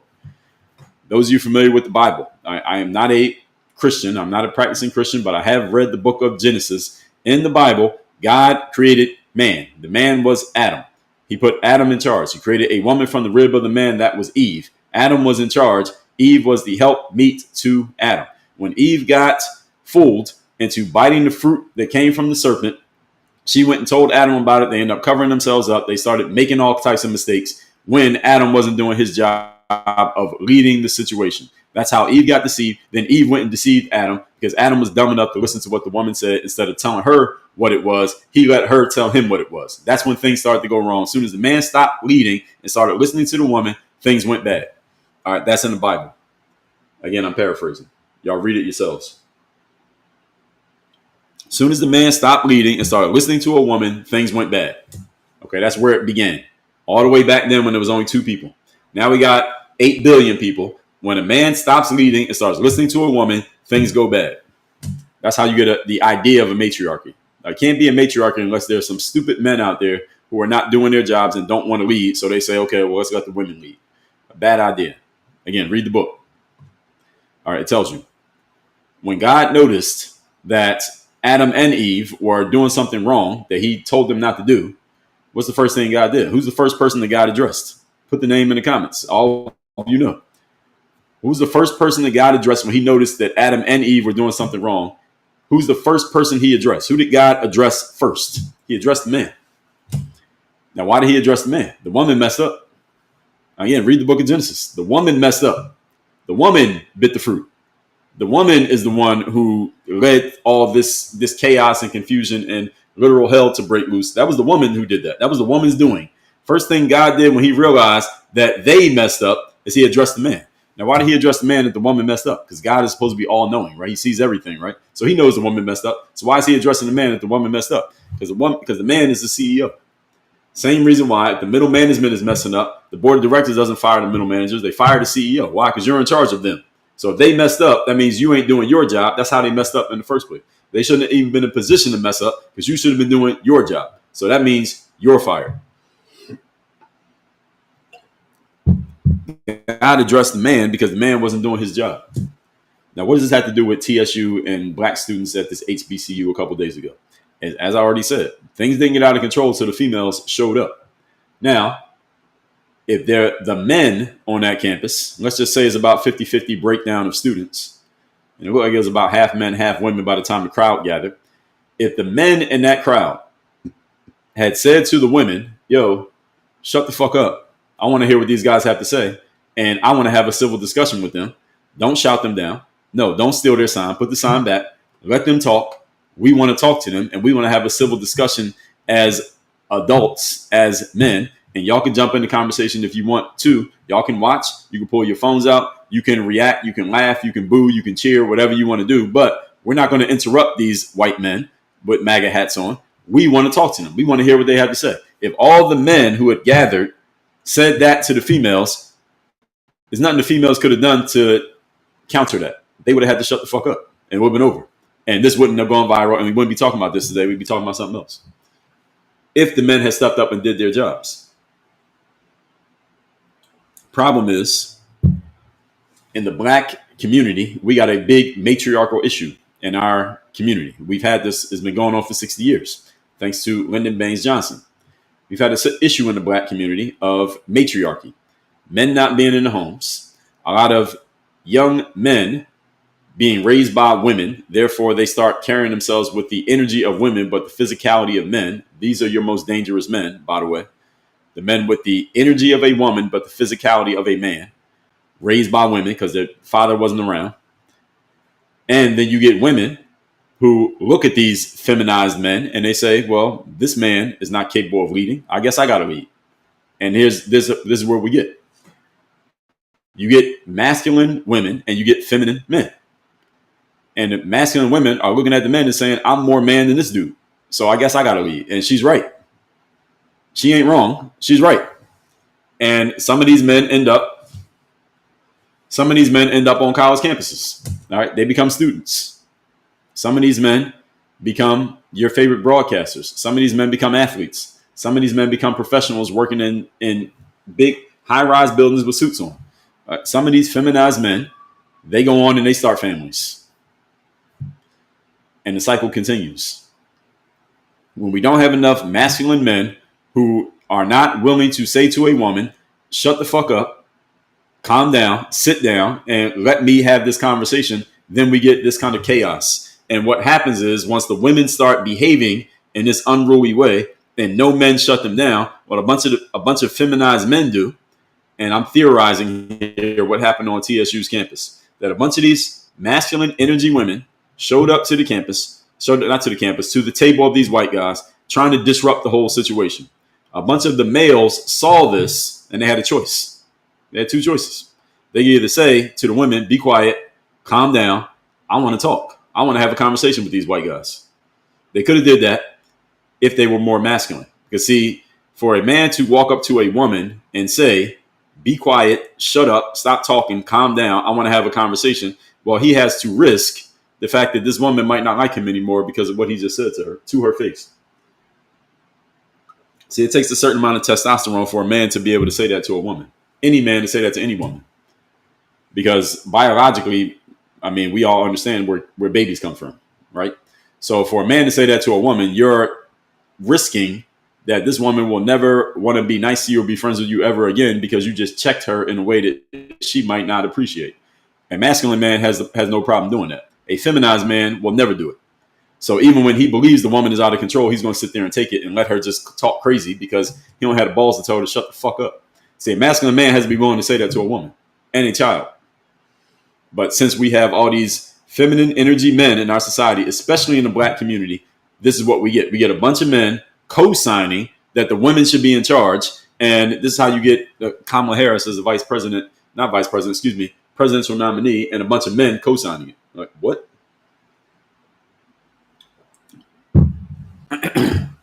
This is how it happens. And I'm making big jumps here, but I just want y'all to understand. I'm giving y'all a few examples here. The men on that courtyard at TSU the other day could have just told them to be quiet. Hey, ladies, calm down. Y'all can stay here. Pull your phones out. Watch, cheer, clap. Get on the mic if you want to, but don't disrupt this. When the women started disrupting, no men did that. You know what the men started doing? And again, I told you where these men come from. They come from single parent homes with moms, no dads at home. They don't know how to be masculine. They can't look a woman in her face and tell her to be quiet because they don't want to piss her off and her friends off. And now you have no chance with those women for the next 4 years while you're there. If you last 4 years on the campus where only 20% of the students are graduating, 30% are graduating. So what do?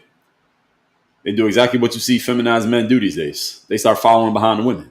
So then the men start acting like the women. They got unruly. They start getting loud. Now the cops got to come. Now the cops got to tell the white guys, all right, y'all got to leave, and then it's over. If it was only women, just think about this, hypothetically. Let's say 100 kids showed up to the court. By the time that video reaches crescendo, it's about 100 people there.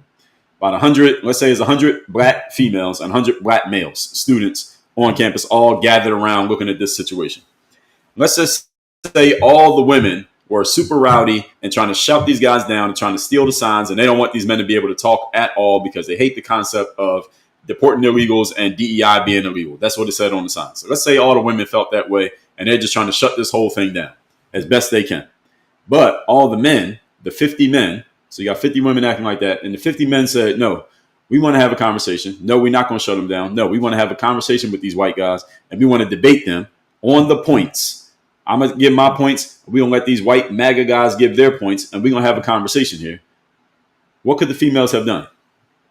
Give me an answer in the comments. What could they have done? If half the crowd is females saying we want to shut it down, half the crowd is men say, no, we're not shutting it down. What could the women have done in that case?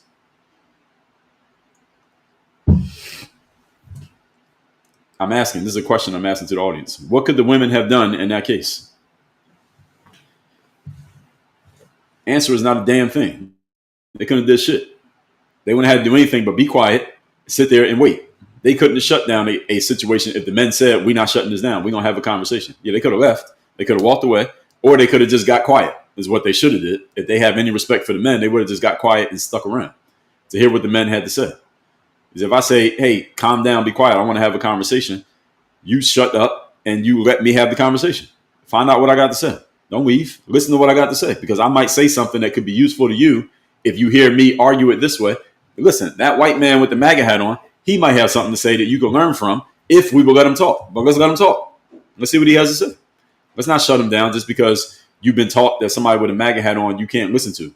All right, let's listen to what he has to say. Maybe he has a good point. Maybe he doesn't. And if he doesn't have a good point, guess what? One of us men, black men, is going to get up on the mic and make a point that this white man can't answer. And you can take that next time you come across a white person with a MAGA hat on and you want to make a point, you can use what you heard me say. But if you never have a conversation with the guy, eventually you're going to run into one of these people. They're going to make a point. You won't know how to respond. You're not going to be on a college campus where you can use group dynamics to shut him down, because in America, there's many more of them than it is us. You can't shout them down when you get into a job and it's 2 black people and 15 white people. You can't shout them down then. It's 15 of them and 2 of y'all. You can't shout them down then. You can't shout them down in a board meeting. So you might as well learn how to deal with them now on a college campus before you get into the real world, and you can't do what you did here. See, if there were any masculine men with any type of sense in that courtyard the other day, that's what they would have said to the women. But they didn't do that. They went and followed behind the women. And again, read the book of Genesis. What happens when a man follows behind a woman? Literally, all hell breaks loose. When we don't have men with some balls who don't know how to communicate, and again, don't have the courage to tell a woman to shut the fuck up. And sometimes you got to be willing to do that as a man, a woman or a child, or another man for that matter. And again, I'm speaking specifically about the black community, but I'm sure this applies in other communities as well. But I'll let y'all speak on that. Now, the video circulated. The students were filming, confronting the group as they were leaving. Some say the reaction became loud and emotional only because the female students joined in, which I just said. And there was visible agitation, which I just said. But then others are saying, well, there's no evidence. This is the new phrase people use now to discredit anything. There's no evidence that's showing that the group was attacking or harming the visitors. Well, it depends on what you call harm. What does harm mean? If I'm a person walking out by myself, again, imagine this is black kids getting chased out of a college campus by a bunch of white people. Would you call it harm then? Okay, then. So, but it's not harm if it's white guys getting chased around by 100 black kids, not chased, but let's just say followed by a bunch of black kids. That's not harm. But if it was some black kids who tried to do the same thing and a whole bunch of white kids gathered around and shouted them down while they went to their car and followed them to the parking lot, would you call it harm? What would the NAACP have to say then? If that happened, all right, everybody knows what they would have had to say. We ain't got to talk about it.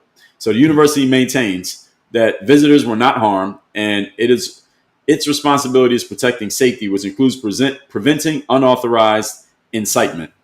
And as a public institution, they claim it must balance free speech with order. Well, there was no free speech. So I don't know what they're talking about free speech. There was no free speech. They didn't allow the free speech. They shut it down. Actually, the students shut down the free speech. It wasn't the campus to shut down the free speech. It was the students. Because if that was a civil conversation, let's say those white guys showed up and they were like, DEI is amazing and we should allow illegals and we hate Donald Trump, this wouldn't have gone viral. Wouldn't even be a story. Everybody would be like, oh, that was great. Look at these good white guys saying things that we like. And again, I'm theorizing. I don't know the minds of these black students. Now, some people are trying to weaponize this incident into a racial narrative. Well, there's not a narrative. That's what happened. And the white visitors were expelled for their race or ideology. Well, that happened. That's not a claim. That's what happened. They got kicked out because they were white with MAGA hats on, saying things that many black people have been trained to believe are terrible and negative, and they should never agree with. That's why they got kicked out. Now, supporters say this kind of push invites campuses out of echo chambers, forcing the debate on these things like DEI, immigration, identity, etc. And yes, that's exactly what it is. And the problem for what this looks like an endemic issue of, let's just say, HBCUs. I'm not going to say all. We'll only go off this one that we saw. Is that HBCUs probably would never invite a Charlie Kirk or a Candace Owens to come and speak at their, or even a Megyn Kelly or a Ben Shapiro to show up to their campus at a event that they had, an organized event, a scheduled event that they said, we're going to have this event. This right-leaning conservative person is going to show up here to this HBCU. Y'all come here and have civil discussion. And as the dean of students, y'all going to be civil. No, you're not going to shut them down. No, you're going to let this person talk. You're going to let this white man talk. Let this MAGA supporter talk. Let this conservative talk. Let Candace Owens talk. And if you disagree, you get on the mic and you have a civil discussion like an adult. That's what you need to do. I have no idea how it's even possible that we've accepted the reality that somebody shows up to a college campus to give a talk and they get shut down and shouted down before they even get a chance to speak because there are students there who don't want to hear that person talk. Like, mofo, you're 20 years old. You don't know anything. You have no professional experience. You have done nothing professionally. You have no achievements whatsoever except sitting in the classroom. The only thing you've achieved so far in your life is a high school diploma. And you want to shout somebody down because you think their ideas are wrong. You haven't even let them talk yet. And colleges have accepted this as a normal thing. How is that possible? How has that been accepted as a normal thing that you could just shut down somebody from talking on a college campus with a bunch of kids who have achieved and know nothing, no professional accomplishments whatsoever, because you're not a professional, because you're not getting paid. You're literally paying money to learn subjects from people who have full-time jobs teaching, not doing the thing that they're teaching you about. And you want to shout somebody down because you believe that their ideas and their thoughts and their positions are wrong. Based on what knowledge? You have no knowledge. You know absolutely nothing. And we've accepted that this is just normal. We're just going to shut this person down because the students don't want to hear what they have to say. But you don't know anything. How are you shutting somebody down? If anything, the speaker should be shutting you down because you have achieved nothing. At least they wrote a book. At least they got a professional job. What do you got?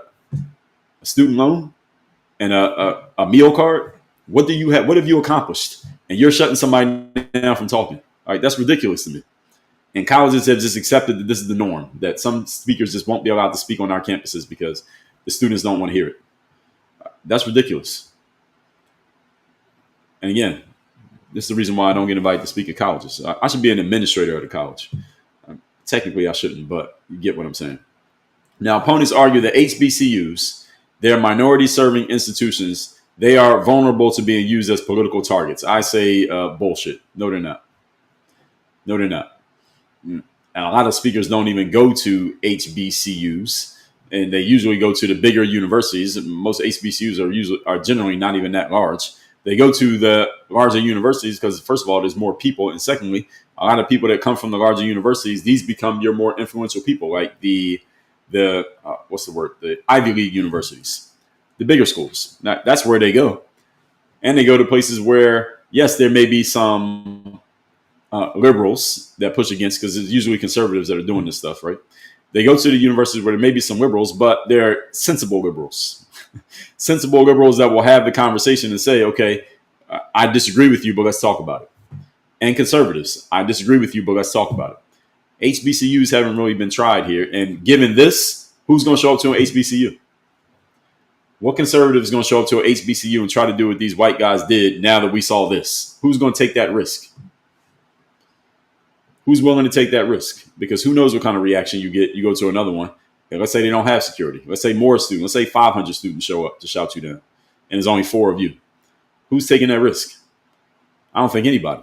Now, the HBCUs may look at what I just said and take that as a victory. Okay, now we block those maggots from showing up to our campuses and offering their opinions. Well, here's the problem. Your student's going to graduate from school, and they got to go deal with those maggots in real life. Now they have no idea how to engage with them because they weren't allowed to while they were in college. Isn't that the fucking point of college? Isn't that the point? This is the problem. So the TSU case illustrates how this rhetoric, allegedly, lays groundwork for confrontation. And I say confrontation is necessary, folks. You want to get smart, you have to confront what you already believe to be true. If you think you're smart, you got to confront what you think you know and make sure it stands up to challenge. That's the whole purpose of debate and what people call debate these days. And sometimes it is real debate. A lot of times it's just back and forth trying to dunk on each other. But if you believe you're smart, you have to challenge your ideas and let them stand up in the open marketplace. You believe you're good, you got to go to where other people are good and let's find out how good you really are. No, my background is as a pro athlete. When you play sports, you can't just say you're good and you're playing in the gym by yourself. You got to go to the gym where all the other players are who also think they're good, and everybody plays and we find out who's really good. You got to be challenged. So I think HBCUs, unfortunately, don't look at this as a victory because they chased those white guys off campus. I don't mean chase like ran after them, but chase like got them away. The problem is those white guys have opinions that ain't going away. And 10 years from now, those same students are going to have jobs. And again, you're going to be working in a cubicle next to this white guy. Now what? School didn't prepare you for that. And you still paying back loans. So what'd you pay for? What's the purpose of going to school? Just to keep believing what you already believed? You could have did that without going to college, without the bill. Does everyone understand what I'm saying here? Now, free speech cannot be sanitized, again, to only safe topics. This is the problem. You can't say it's free speech, but only when it's something that I want to hear. Free speech means literally that, free speech. Elon Musk called himself a free speech absolutist when he first bought X. Now, some people are challenging whether he's living up to that, but the point is, I'm bringing it up just because he used that term, and I like the term. Free speech absolutist. I'm an absolutist when it comes to free speech. Everybody deserves the right to say what they want to say, which is why I tell my moderators here on TikTok, don't mute or block or kick out anybody for disagreeing. You got a right to disagree. You could disagree. You could sound dumb. You can use all the logical fallacies you want. We're going to call them out. We're going to point them out and might clown you for doing it, but you are allowed to do it. All right. I'm a free speech absolutist. Say what you want to say. You want to sound dumb, you sound dumb. Okay. And you'll let me use my soundboard. I appreciate you. But we're not going to block anybody for saying something that I disagree with. Because if my points are any good, then they can stand up to disagreement. I want you to disagree with me. Prove me wrong. Because all that helps me gives me an opportunity to prove myself right. It makes me better at defending my points. And every once in a while, one of you might actually have a good point. Every once in a while, you might make a good point, and I'll say, you know what? That's a good point. I'll give you that one. It doesn't happen too often, but every once in a while it does happen, which is why I'm open to disagreement. Because I might be wrong. You might be right. Most of the time I'm right, but I get to prove how right I am by being challenged, not by only talking to people who agree with me. Because if everybody disagreed with me, yeah, it would feel good, but how's anybody getting sharper or better if we're only hearing things we agree with? Answer is we're not. And that's the problem. And that's the problem that it looks like HBCUs still have. It's 2025. They still got this problem. Now, for conservative strategy, this is a moment to highlight freedom of speech and portray HBCUs as being closed off to dissenting views. Yes, it is. So if you're a conservative and you paid attention to this story, this is actually a feather in your cap, so to speak, and saying, well, look at this. This is a school that has all black people, mostly black people. And look at this. They won't even let us come talk. Doesn't make HBCUs look good. And again, I think HBCUs think they look good based on this. They actually look bad. That HBCUs tend to propagate Democratic voters, black Democratic voters who are on the political left, and it makes the political left look even more like what a lot of people on the right think they look like already, which is you're intolerant, you don't want to hear anything you disagree with, you're unwilling to even engage with somebody who may disagree with you, and then when some white people have the courage to show up to your turf and have civil discussion with you, look what happens to them. They get shouted down and ran off the campus because you're unwilling to even engage with them just because they showed up with an idea that you disagree with, but you never even engaged them. So you just shouted them down before they had a chance to talk. All this does is give people who are conservative more ammunition to continue believing what many on the right already believe, which is that people on the left aren't even open to discussion on anything that they don't want to hear. That's what it looks like. Because again, imagine if 4 black kids showed up to a predominantly white institution with a sign that said DEI is amazing and MAGA is terrible. A bunch of white guys would line up behind that mic to argue with them and debate them and basically make their arguments look bad. I highly doubt that a bunch of white people would get together and shout down the black guys from talking. I highly doubt, again, I'm not white, but I highly doubt a bunch of white girls would show up and start screaming and shouting, and the white males would follow the lead of the white girls and start shouting down the black guys and not letting them talk. The white guys would say, hey, Sally, hey, Karen, shut the hell up because we're trying to have a conversation here. And the white girls would be quiet and they would sit there and wait for the white men to finish talking and have a conversation with those black guys. And let's find out whose ideas are better. That's just my theory. Again, I'm not white, but y'all tell me.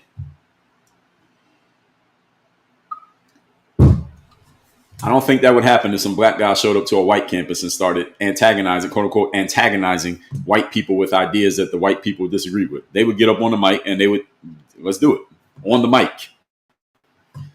Not shouting you down, not with fists, on the mic. Let's have a conversation here. They'd be open to that. They tell the black guy, hey, come back tomorrow. All right, y'all like that? Come back tomorrow with more ideas. All right, we'll knock down more of what you got. Come back. Matter of fact, come here every day and let's just keep debating every day until we take every idea you got and let's just knock them all down. And that's what I think would happen. But again, y'all tell me. So were these white guys opportunists? Yes. Now, will we even know about this again if the situation hadn't occurred the way that it did? I wouldn't know about it. We wouldn't be talking about this. We'd be talking about something else here today. But I don't think this is a good look for colleges, period. Definitely not a good look for HBCUs. This is not a good look for black people. It actually is a good point for conservatism. It's a good point for MAGA. It's a good point for those white guys. They got a lot of attention. They're going to get a ton of mileage out of this. I don't think this helps black people at all. At all. Even though, again, some black people are probably happy that this happened. I strongly disagree. All that said, folks, I do need to take a restroom break because it's already 10 o'clock. We're going overtime today, in case any of you didn't notice. We will go overtime today. I will take questions and comments. I need to go to the restroom, though, because I've been talking for damn near 2 hours here. Let me take a quick restroom break, 90 seconds, and we'll be right back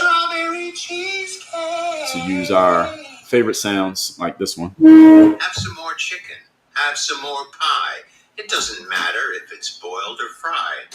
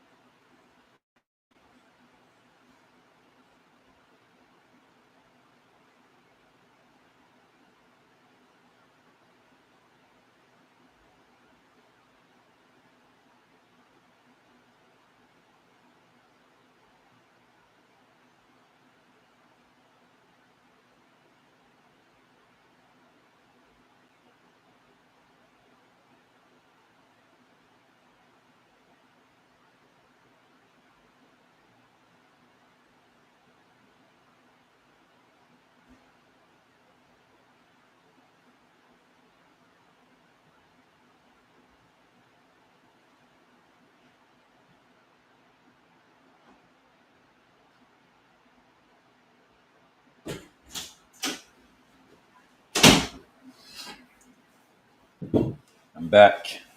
Let's get to it. Let's see what we got in the comments here over on Instagram. Willavila said, learned my masculinity after 1/4 of my adulthood and told my wife and kids about being quiet. I was brought up feminist, living in a mega city up north. Well, I'm glad you finally figured it out. Willavila, I'm glad you figured it out one way or another. I'm glad you got to it. All right, let's see what we got going on over here at TikTok in the comments. I can't get to every comment here today. Y'all can probably guess that already, but I'm going to get to as many as I can. We will go overtime. I got 44% battery, so this could at least take us 30 minutes. Indigenously American said, too many feminized men following masculine women. That's correct.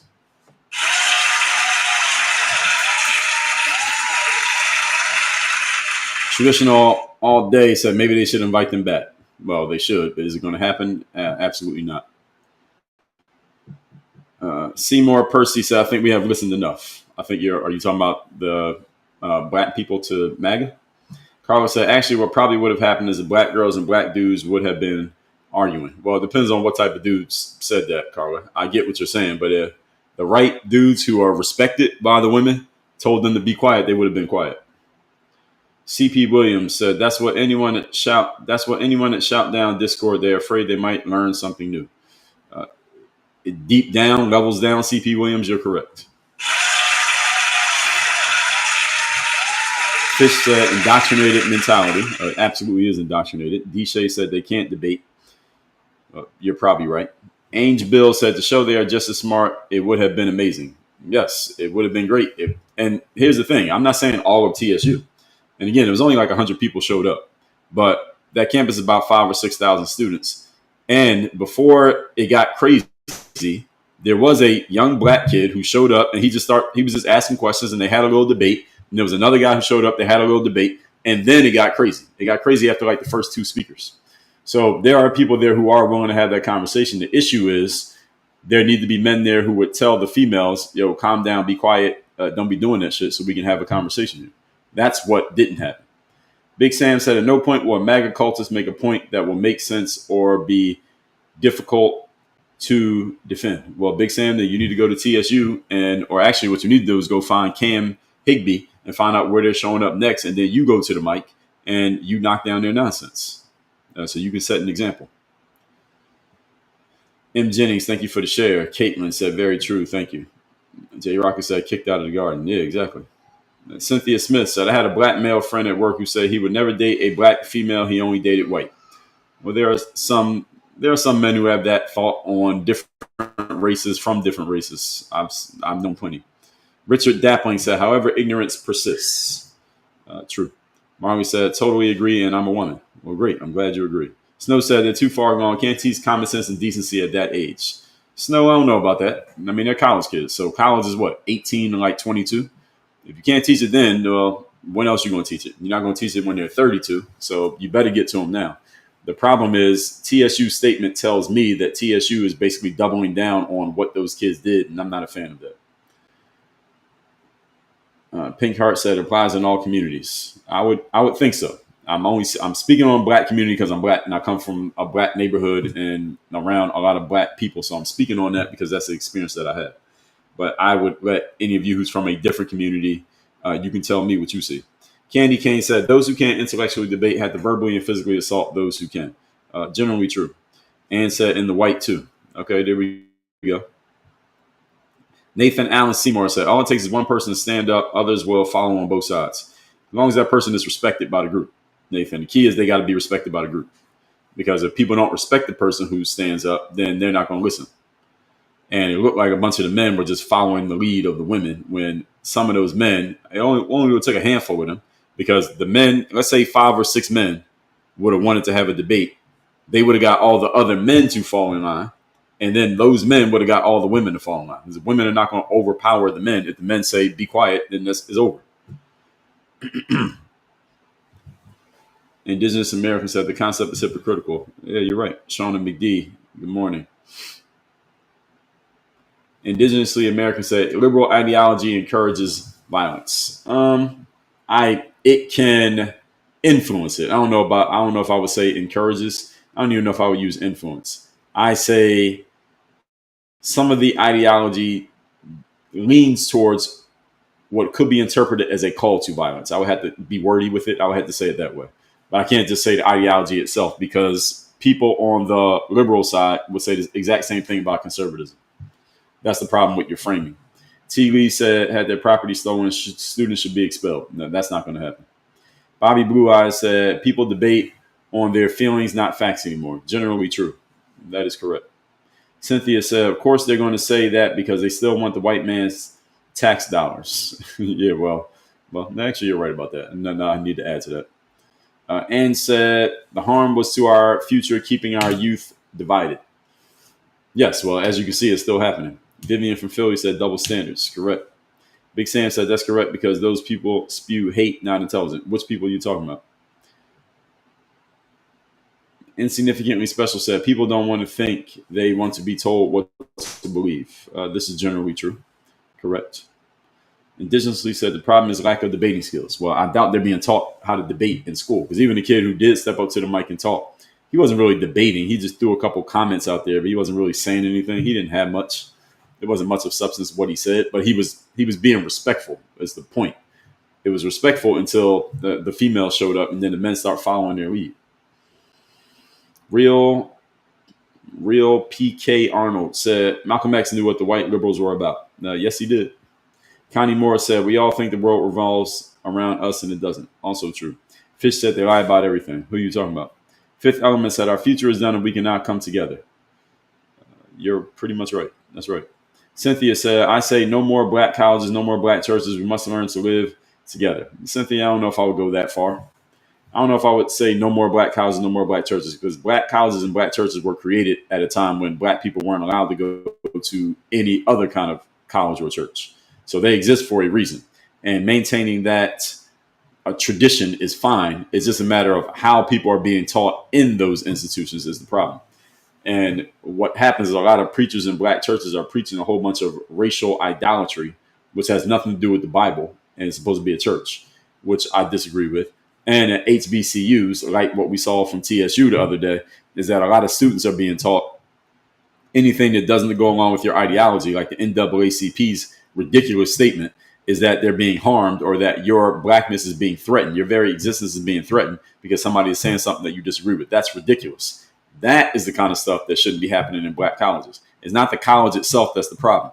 It's the ideas being taught in the black college. The problem is somebody like myself, even though I'm black, even though I come from the hood, even though I'm an entrepreneur, a experienced professional with a college degree, they would not want to hear somebody like me come to that campus and talk because my ideas are not what they want to hear. And that's the problem for black colleges. Not the problem of it being a bunch of black people together. That's not the problem. The problem is, what are these black people being taught? What is accepted, was not accepted in that group of black people? That's when you get the problem. So, Cynthia, I get the direction of what you're saying, but I would disagree with the letter of it. Jay Rocker said, keep in mind they weren't prepared to be confronted like that. They were blindsided. Well, who's they? You talking about the white guys? I think you're talking about the students. And if you're talking about the students, Jay Rocker, they weren't blindsided because they didn't have to stop. You could just keep walking. Again, it's on a college campus. So Jay Rocker, assuming you went to college, you're walking around campus, you see some white guys with a table set up and saying, hey, you want to debate? You can just say no and keep walking. You can say, no, I got class. Nice to meet you, and keep going.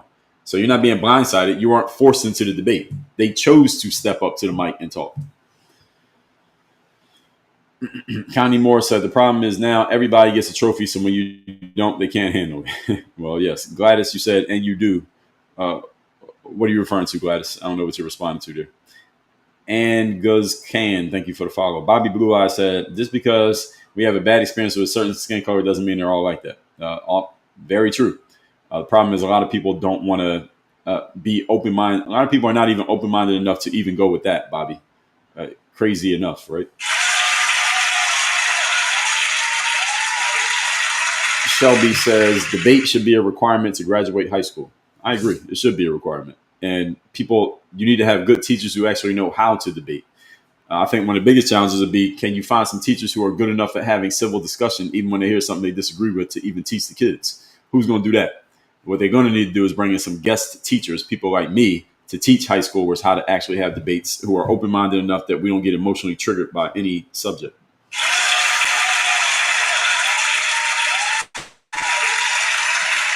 Christy says, I agree with you. We lack true leadership in society. People are so afraid to speak up because of cancel culture. Yes, that only happened because men didn't do their jobs, Christy.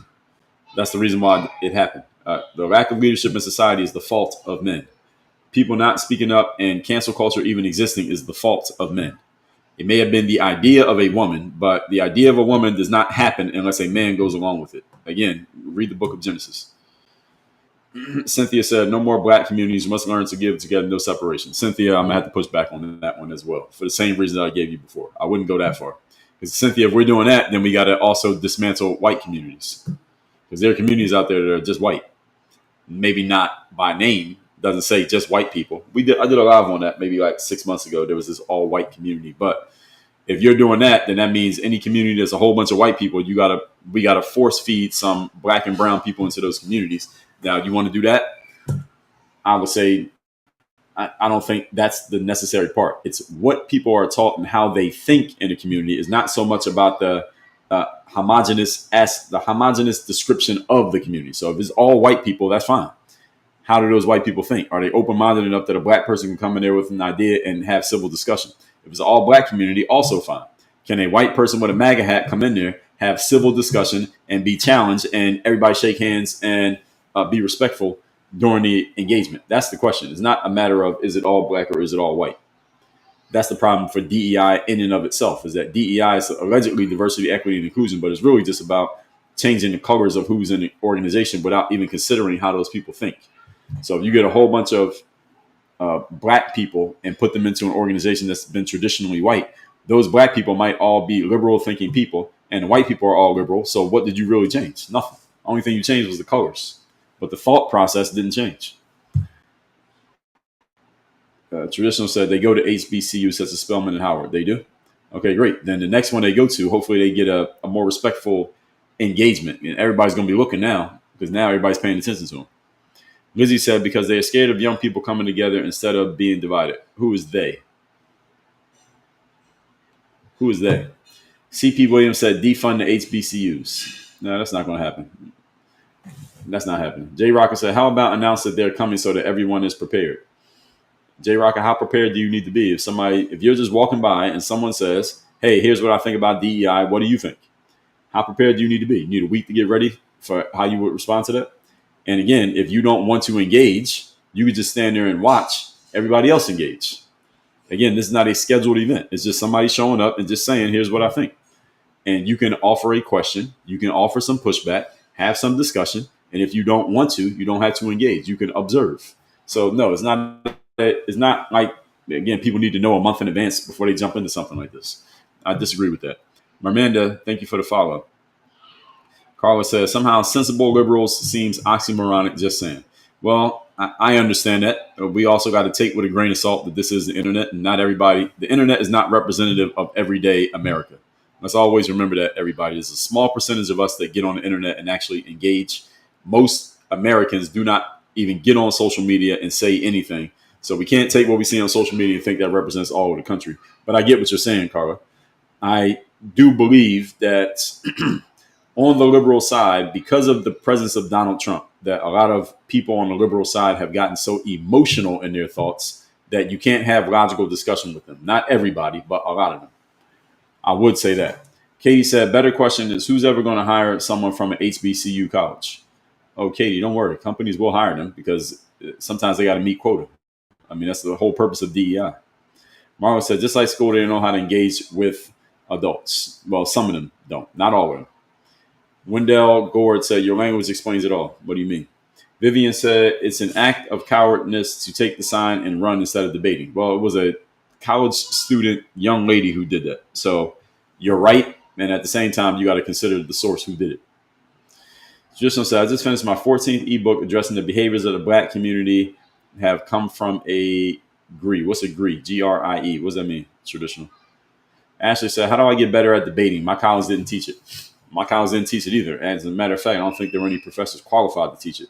Actually, what you do is you go have conversations with, you need to find your most objective friend who doesn't get emotionally triggered by subjects, and just have open conversation with them on certain subjects upon which there's a disagreement, and just keep talking to them and let them coach you on what you're doing and how you're talking and how you're getting reactive on certain things. And hey, you're getting emotional, you're giving an emotional argument rather than a logical one, and let them coach you on it. Even better, you can just listen to my podcast. This is not my podcast. This is my live stream. I got a podcast called Work on Your Game. It comes out every single day. You can find it on Apple and Spotify. Let me find it on the apps right now so y'all can see what it looks like. My podcast is called Work on Your Game. And let me scroll up to the top here so y'all can see all the episodes. It looks like this. Work on Your Game comes out every single day. It's on Apple, Spotify. We also put it on YouTube too. So if you want to see the videos on YouTube. And I have 3,422 episodes of the show. The latest episode came out today. It's titled How to Be Inevitable. And I have episodes on debate. I don't know. Let me see how far back it is. And I have episodes on how to formulate arguments. Episode 3159, How to Argue. I literally made it an episode on how to argue. And I have older episodes that are not in here, but how to form a sensible argument. How to have conversations with people you disagree with. I've done episodes on all of these things because I've seen this as a problem for a long time. It was even before, Donald Trump's been around, but it wasn't so much because of Donald Trump. But it was episode number 3023. Why you should follow and listen to people who you disagree with. You should literally follow some people online who you disagree with, just so you can hear what they're saying. 2815, Requirements for Intelligent Disagreement. These are episodes of my show. Episode 2779, The Fixable Reasons Why People Disagree. Episode number 1529, How to Talk to People with Whom You Disagree. Episode number 1527, How to Disagree Respectfully. So as you can see, I've been talking about this stuff for a long time. Episode 1098, why you need to converse with those who disagree with you. These are kind of skills that every human being needs to have, especially if you're going to be in a professional world, because you're going to run into people who don't see things the same way that you see them. You shouldn't just silo yourself off and not talk to them. You need to be able to have a conversation. If you're an adult, if you're over the age of 21, you need to be able to have a conversation with somebody who doesn't see things the way you see them, and be respectful, and they be respectful. And at the end of the conversation, you can shake hands. Everybody needs to have that skill. If all of society was like that, then a lot of the world would be a lot different than how it is right now. So Ashley, hopefully that answers your question. Fish said, MAGA don't debate, they lie. All right, so you get the straw man of the day. Fish, congratulations to you for getting the Straw Man of the Day award. Straw Man is when you take the position of a person or group, you repurpose it into something that they do not represent, and then you make it sound crazy so that it's easier for you to argue against. You said MAGA doesn't debate, they lie, and that's a straw man. And it's also a ad hominem. Is that like a personal attack or something? Because if you're going to say that, you could swap out MAGA and you could put in Democrats, you could put in conservatives, you can put in liberals, you can put in any group. They all lie. They all lie in the midst of debates. And just to say that one side does it and not mention the other side is, what's the word? Disingenuous.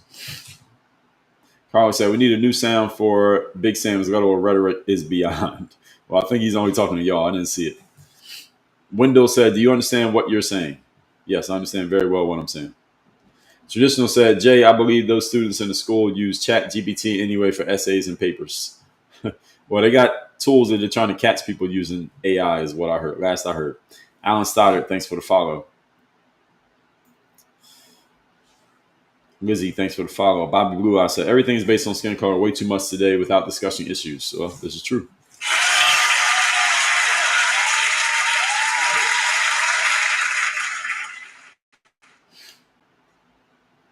Traditional said, that's what debates are all about. Yes, it's true. Special Agent said, funny that the students disagree after Trump wrote an open check funding for HBCU. Yeah, he really did. Big Sam said, they don't look bad to me. Yeah, they look bad to me. TSU looks bad for their statement. The students look bad because they didn't allow the students who did want to have discourse. That's the reason they look bad, Big Sam. That's the reason why. What do you think they did that made them look good? Did you agree with anything that they did? Christy, thanks for the follow. CP says defund HBCUs. Well, Trump just funded them, so that's not going to happen. Mark Johnson said they lived up to multiple stereotypes. Yeah, they did. That's another problem that I have with it, is that there are certain stereotypes that people who are not black and have never been set foot on the HBCU campus have of black people, young black people especially. And that video that Cam Higby put out only confirms a lot of those stereotypes, which is disappointing for me as a black person. Big Sam said, HBCUs don't want to hear racism. Go figure. Okay, congrats, Big Sam. Strawberry cheesecake. Big Sam, I know you came here to get the strawberry cheesecake. You got it. Pause. And it's not racism to say that somebody saying that they don't like DEI and they want to deport illegals. First of all, it's the law that says deport illegals. It's not them. It's the law. Now, going against DEI is not racist. Window said, do you see any good in HBCUs?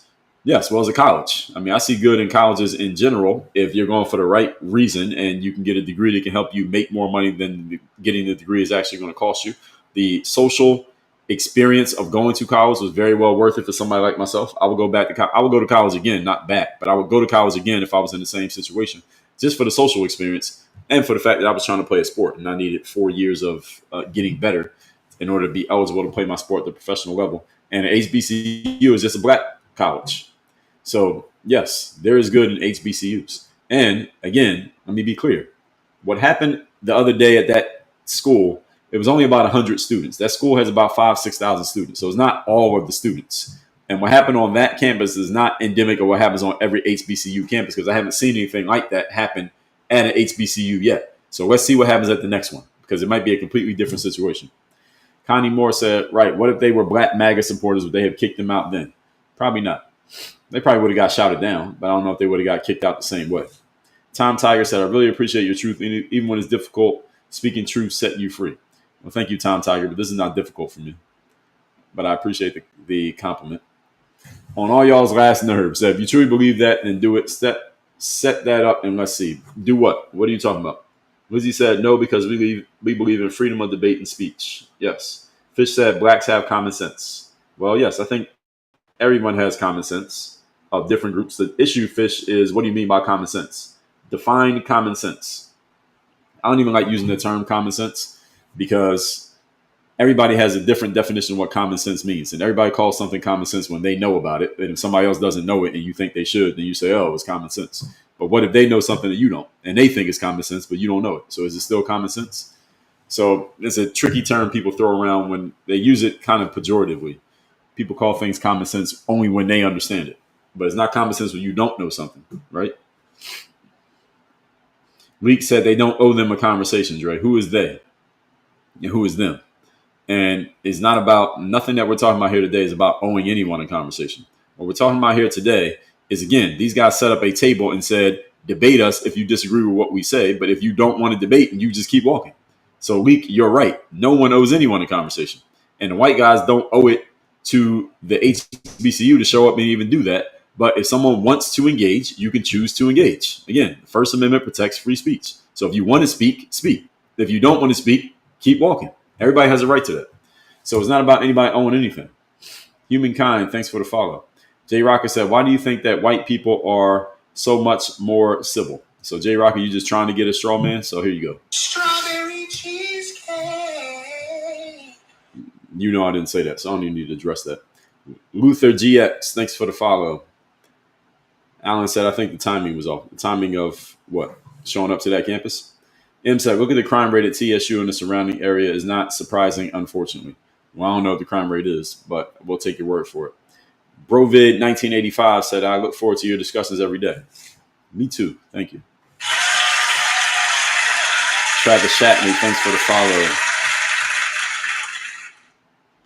All right, we got a few more comments we'll get to. I think we can go maybe another 10, 15 minutes, folks. No, that wasn't to me. Connie Moore, thanks for the follow. Fish said, boy, I like to see a lot of debate on TV, MAGA against some black college-educated students. I would like to see that too, Fish. That's a good idea.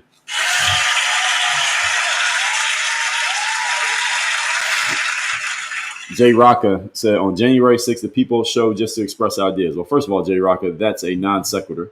And that's not a non sequitur. It's a red herring.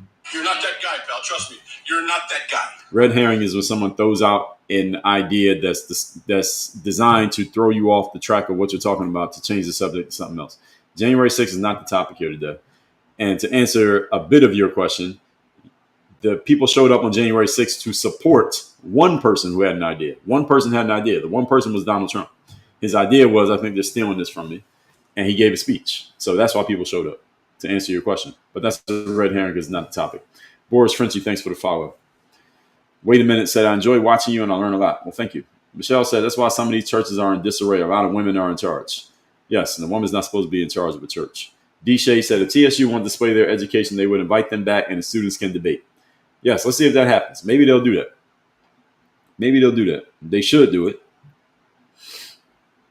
And D. Shea, you don't have to post the same comment 3 times. I'll see it if you post it once. Big Sam said, MAGA ideology is stochastic terrorism and leads to violence and is evident by January 6th. All right, so Big Sam's just trying to get all the strawberry cheesecake. So let's give him some more. Have some more chicken. Have some more pie. It doesn't matter if it's boiled or fried. My Micah Lynn said, Trump just gave HBCUs a ton of money. Yeah, he did. Fish said, who owns black colleges? Well, a lot of them are publicly owned by the states. So the state. They ain't owned by black people. That's one thing we know for sure.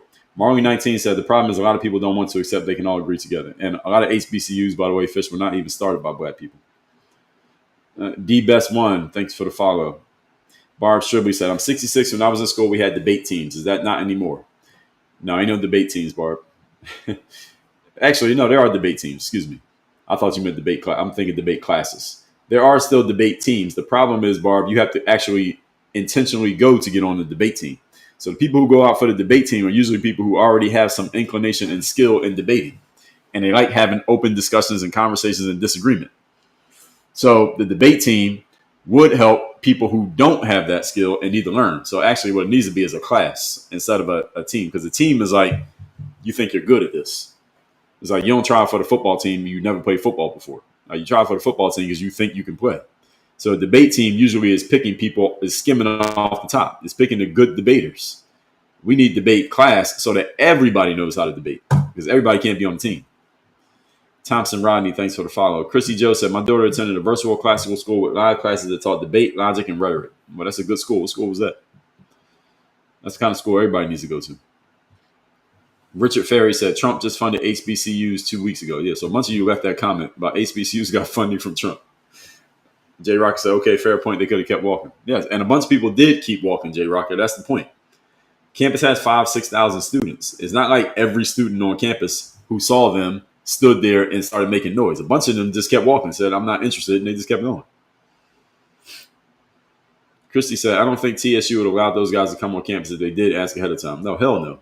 But now that this happened, it might make sense for TSU so they don't look bad. If they're listening to what I'm saying, they need to invite those boys back and say, all right, let's have a civil, planned discussion, and let's hear what you have to say. And we're not going to let you get shot down. We're going to have a real conversation.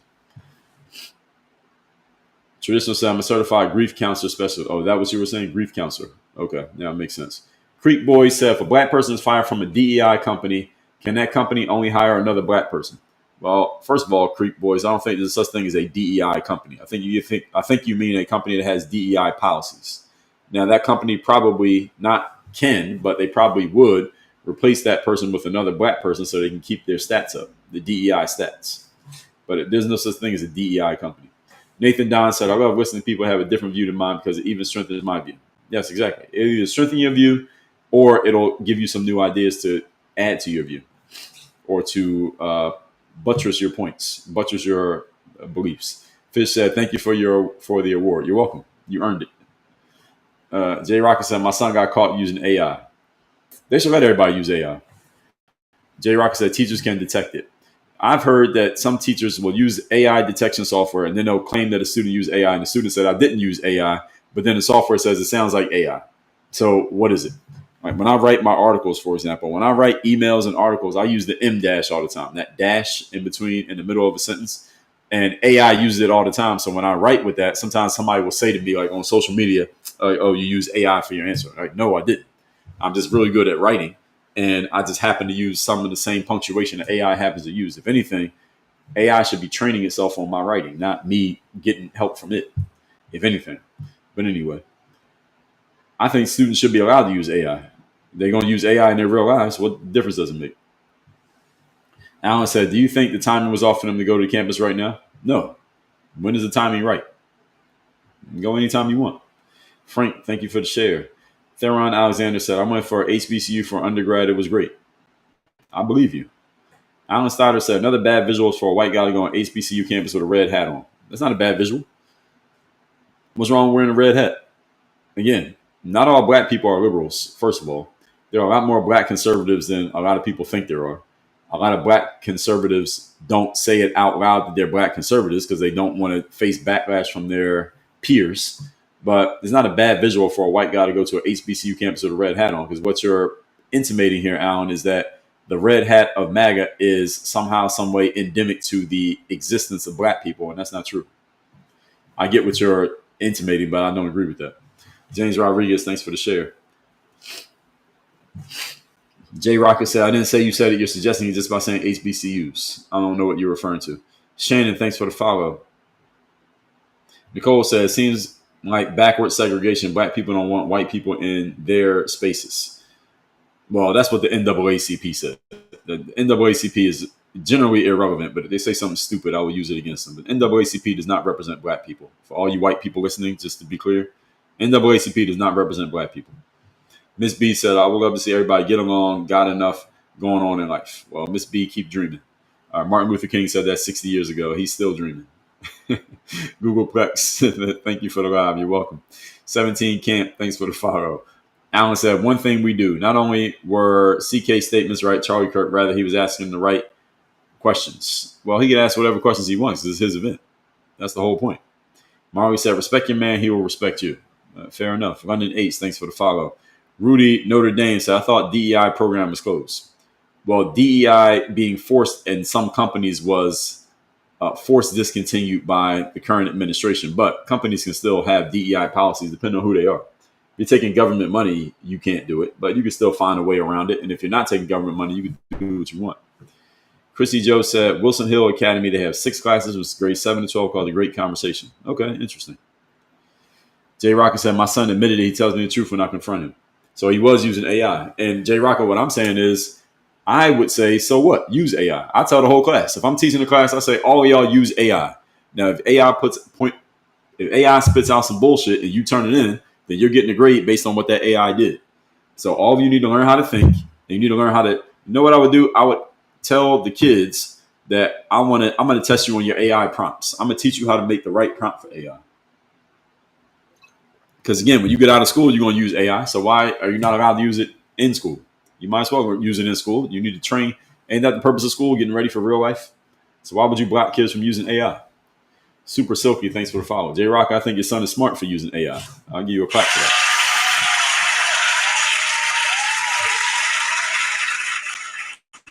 I mean, we use AI. As adults, we use AI whenever we want. So what, we going to block the kids from using AI? Why? Again, I would try to teach how to integrate it. Like, so you got to learn how to make a good AI prompt so you can get AI to do what it's supposed to do on your behalf.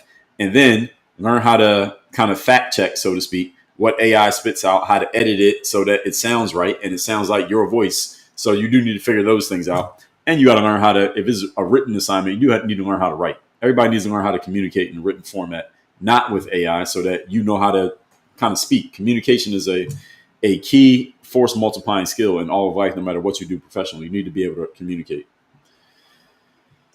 Jonathan Kirby, thanks for the follow. Let's see. Big Sam said, MAGA is an offshoot of Conservative Party. Not all Republicans are MAGA. That's correct. Big Sam said, MAGA is the radical right, not the entirely conservative. I wouldn't call MAGA radical. I would say MAGA is actually its own party. It's not even conservative. MAGA is not even Republican, honestly. MAGA is his own party. I wouldn't even call MAGA an offshoot of Republicans, because a lot of Republicans don't even like MAGA. So I would call it like the Tea Party was an offshoot of Republicans, but MAGA is just MAGA. There's Democrats, Republicans, and MAGA. And a lot of Republicans just got along with MAGA because they're like, well, shit, the Democrats ain't winning, so we might as well just go with MAGA. Richard Richard Dackling said, who does the NAACP represent? No fucking body. They don't represent black people. That's one thing I'm 100% sure on. Rudy Notre Dame said, you're very intelligent. Do you study occult knowledge? Thank you. And no, I do not. Ingrid said, my son says no way he uses it because he writes way better than AI. LOL. Well, he might. But Ingrid, tell your son what he should do is take all his writing and feed it into an AI bot and tell the AI bot to learn his style. So in the future, AI can write for him because it knows his style. Because AI is faster than a human. So AI can write faster than people can write. So I'm a very good writer. I've written 41 books and I got 2 more coming. I got a lot of books written. I can write better than AI can write in my voice. But AI can produce faster than I can produce. So I might as well just train AI to write like me so that I can save myself time and still have it sound like me. That's the next level. So Ingrid, tell your son that's what he actually should do. Don't try to race AI because he's not going to win. Super Sokas, thanks for the follow. Takar 23 Mills said, off topic, what's the name of the company of the meals you eat? They are called Health Rush. Takar 23 Mills. Are you based in South Florida? Because they only deliver in South Florida. Because I've had people ask me for years. I've been getting meals from Health Rush for 10 years. And people are always asking me, if they don't live in South Florida, asking me, do they deliver? You're in Kansas. See, they don't deliver. And I told Rochelle, who runs the company, I told her people are always asking me, but they don't do shipping yet. Because shipping is very costly. Shipping meals like that is very costly. So they never got around to it. So any of you based in South Florida, y'all can get with Health Rush. But if you're not in South Florida, they can't help you, at least not yet. So many little say AI is being treated the way calculators were treated back when I was in school. We weren't allowed. Yeah, which is crazy. Because again, in your everyday life, you're going to use it. So why would they force you to not use it in school? That's dumb. That's another nasty mark on the educational system, which is complete garbage. American educational system is garbage. Any of you have kids in school, homeschool your kids if you can. My kids will be homeschooled. I'm not sending my kids to any school. Tentatively. That's the idea right now. I strongly do not plan on sending my kids to school. I will homeschool my kids. I'm the best teacher they could possibly have. Big Sam said, that's facts. MAGA is not Republican. I wanted to say that, just did not want the pushback. Fair enough. MAGA is not really Republican. And when Trump leaves, well, if J.D. Vance wins, then it's still MAGA or Marco Rubio, one of those people. But MAGA is its own entity, is another reason why the Democrats haven't been able to figure it out for 10 years. So all that being said, folks, I think we got to the end of the comments. So we did pretty good today, even though I went overtime. I appreciate everybody for sticking around. I do these live streams Monday through Friday, 8 a.m. Eastern. Let me tell you what's one of my books you can get. Sales Discipline System. This book is all about using the 8 key disciplines of top salespeople in any industry so you can say goodbye to up and down months and inconsistent habits. I'll give you this book free. Just cover the shipping. Go to salesdisciplinebook.com. Salesdisciplinebook.com. The book is free. Just cover the shipping. Or you can just text the word LIVE, LIVE, to my number, 305-384-6894. 305-384-6894. Those of you on all the other apps, y'all see the number is already pinned in my comments. If you're on TikTok, I can't pin the comment. So just go to my bio. As soon as this live is over, the number is in my bio. Text the word LIVE. It says it right there in my bio. It says text LIVE and it gives you the number. 305-384-6894. Let me pull it up. 305-384. Every time I open TikTok, they're trying to show me some thirst trap posts to see if I'll like it or keep scrolling. I never do. By the way, men, stay away from thirst traps on social media. It's a time suck. All right, that's all part of the matrix. The number is right there. Text the word LIVE, LIVE, to my number, 305-384-6894. Text the word LIVE. We will send you a link to a page that has links to all my books you can get for free. You can get this one. You can get the Mirror of Motivation, which is this book right here. You can get that at mirrorofmotivation.com. You can get the Third Day, which is right here, thirddaybook.com. If you happen to play basketball overseas basketball blueprint, my book, Work on Your Game, is up there. Again, salesdisciplinebook.com. The book is free. Just cover the shipping. Salesdisciplinebook.com. And again, text me 305-384-6894. You'll be in my texting community. I send out a daily motivation text every single morning. I'll show you what that looks like. Daily motivation text. This is me. This is my text message inbox. The text that I sent because I'm subscribed to my own text message list. So this is my personal number, text message inbox. So you see the text come out every day. Y'all see that? Daily motivation text every single day and weekly motivation text every Monday. So you want to be in my text community, just text me at my number, 305-384-6894. I send these texts out every morning. If you want the daily motivation, it's $5 a month. So that's 17 cents a day. $5 a month to get the daily motivation. If you don't want the daily motivation, you just want the free ones, get the weekly motivation every week. That's free. You don't have to do anything. Just text me. 305-384-6894 with the word live, LIVE. So everybody, I do these live streams Monday through Friday, 8 a.m. Eastern. We're usually done by 10 o'clock. But for the last 3 weeks, I've been going overtime after the Charlie Kirk thing. And I started a little bit late today, so I had a lot to say. So we went a little bit long. Usually it's from 8 to 10. Sometimes I go overtime. So I appreciate those of you who stuck around for the overtime. I appreciate the moderators here who are here consistently, making sure that the likes get up. We're doing over 100 likes comfortably every single day now for like the last month. So we're doing amazingly. I appreciate everybody for that. Shout out to the new followers who just came in. Make sure you're following me on at least one other app. Follow me on Instagram or my YouTube. The links to both of those are in my profile on TikTok. If you're on Facebook, follow me at Work on Your Game University. I'm on LinkedIn, also on X at Dre All Day, and Rumble, just in case anything ever happens with YouTube. And I think that's it. 2.5 hours of talking. I'm used to this, though. So I appreciate everybody for being here. Everybody have a great weekend. I will see everyone Monday morning. The topic we don't even know yet. David EZE over there on Instagram. I appreciate you. You've been listening to the podcast. My podcast is called Work on Your Game. It comes out every day. It's free. Find it on Apple and Spotify. It's called Work on Your Game. Every episode is about 20 minutes long, so it's not 2 hours like these. So if you want to hear me for about 20 minutes every day on evergreen topics, not current events, evergreen stuff like business, mindset, presence, communication, leadership skills, all of that stuff is on my podcast. That's Work on Your Game. It's mostly about entrepreneurship, weaponizing discipline, turning discipline into dominance, being the best version of yourself professionally, personally, in your career, all of that. That's my podcast. Apple and Spotify. It's about 20 minutes per episode. It comes out every single day. We got 3,000 episodes. Find it on Apple and Spotify. And let me see. Thank you, Pink Heart Vibes. Thank you, Barb. Thank you, Murphy the Mutt. Stephanie Michelle. Thank you. Ashley, yes, every book that I have is in physical format, digital format, and audio format. So those of you who like ebooks, we got that. You like audio books? Of course we have that. I mean, you see I'm sitting here talking for 2 hours. So of course we got audio books. Thank you, Marky Man. Stewart said, purpose of not using calculator to ensure students can do the calculations. Yes, it was, Stewart. The problem is the calculator can do the calculations. So why do I need to do the calculations if I can just push a button and have it done? What is the purpose of me knowing how to do it? If I'm not going to be an engineer, I don't need to know how to do it. So I appreciate your question, but I say yes. And I mean, so what? BBS, I appreciate it. J-Rock, appreciate it. Everybody have a great weekend. I will see everybody Monday morning. We are out of here. Work on your game.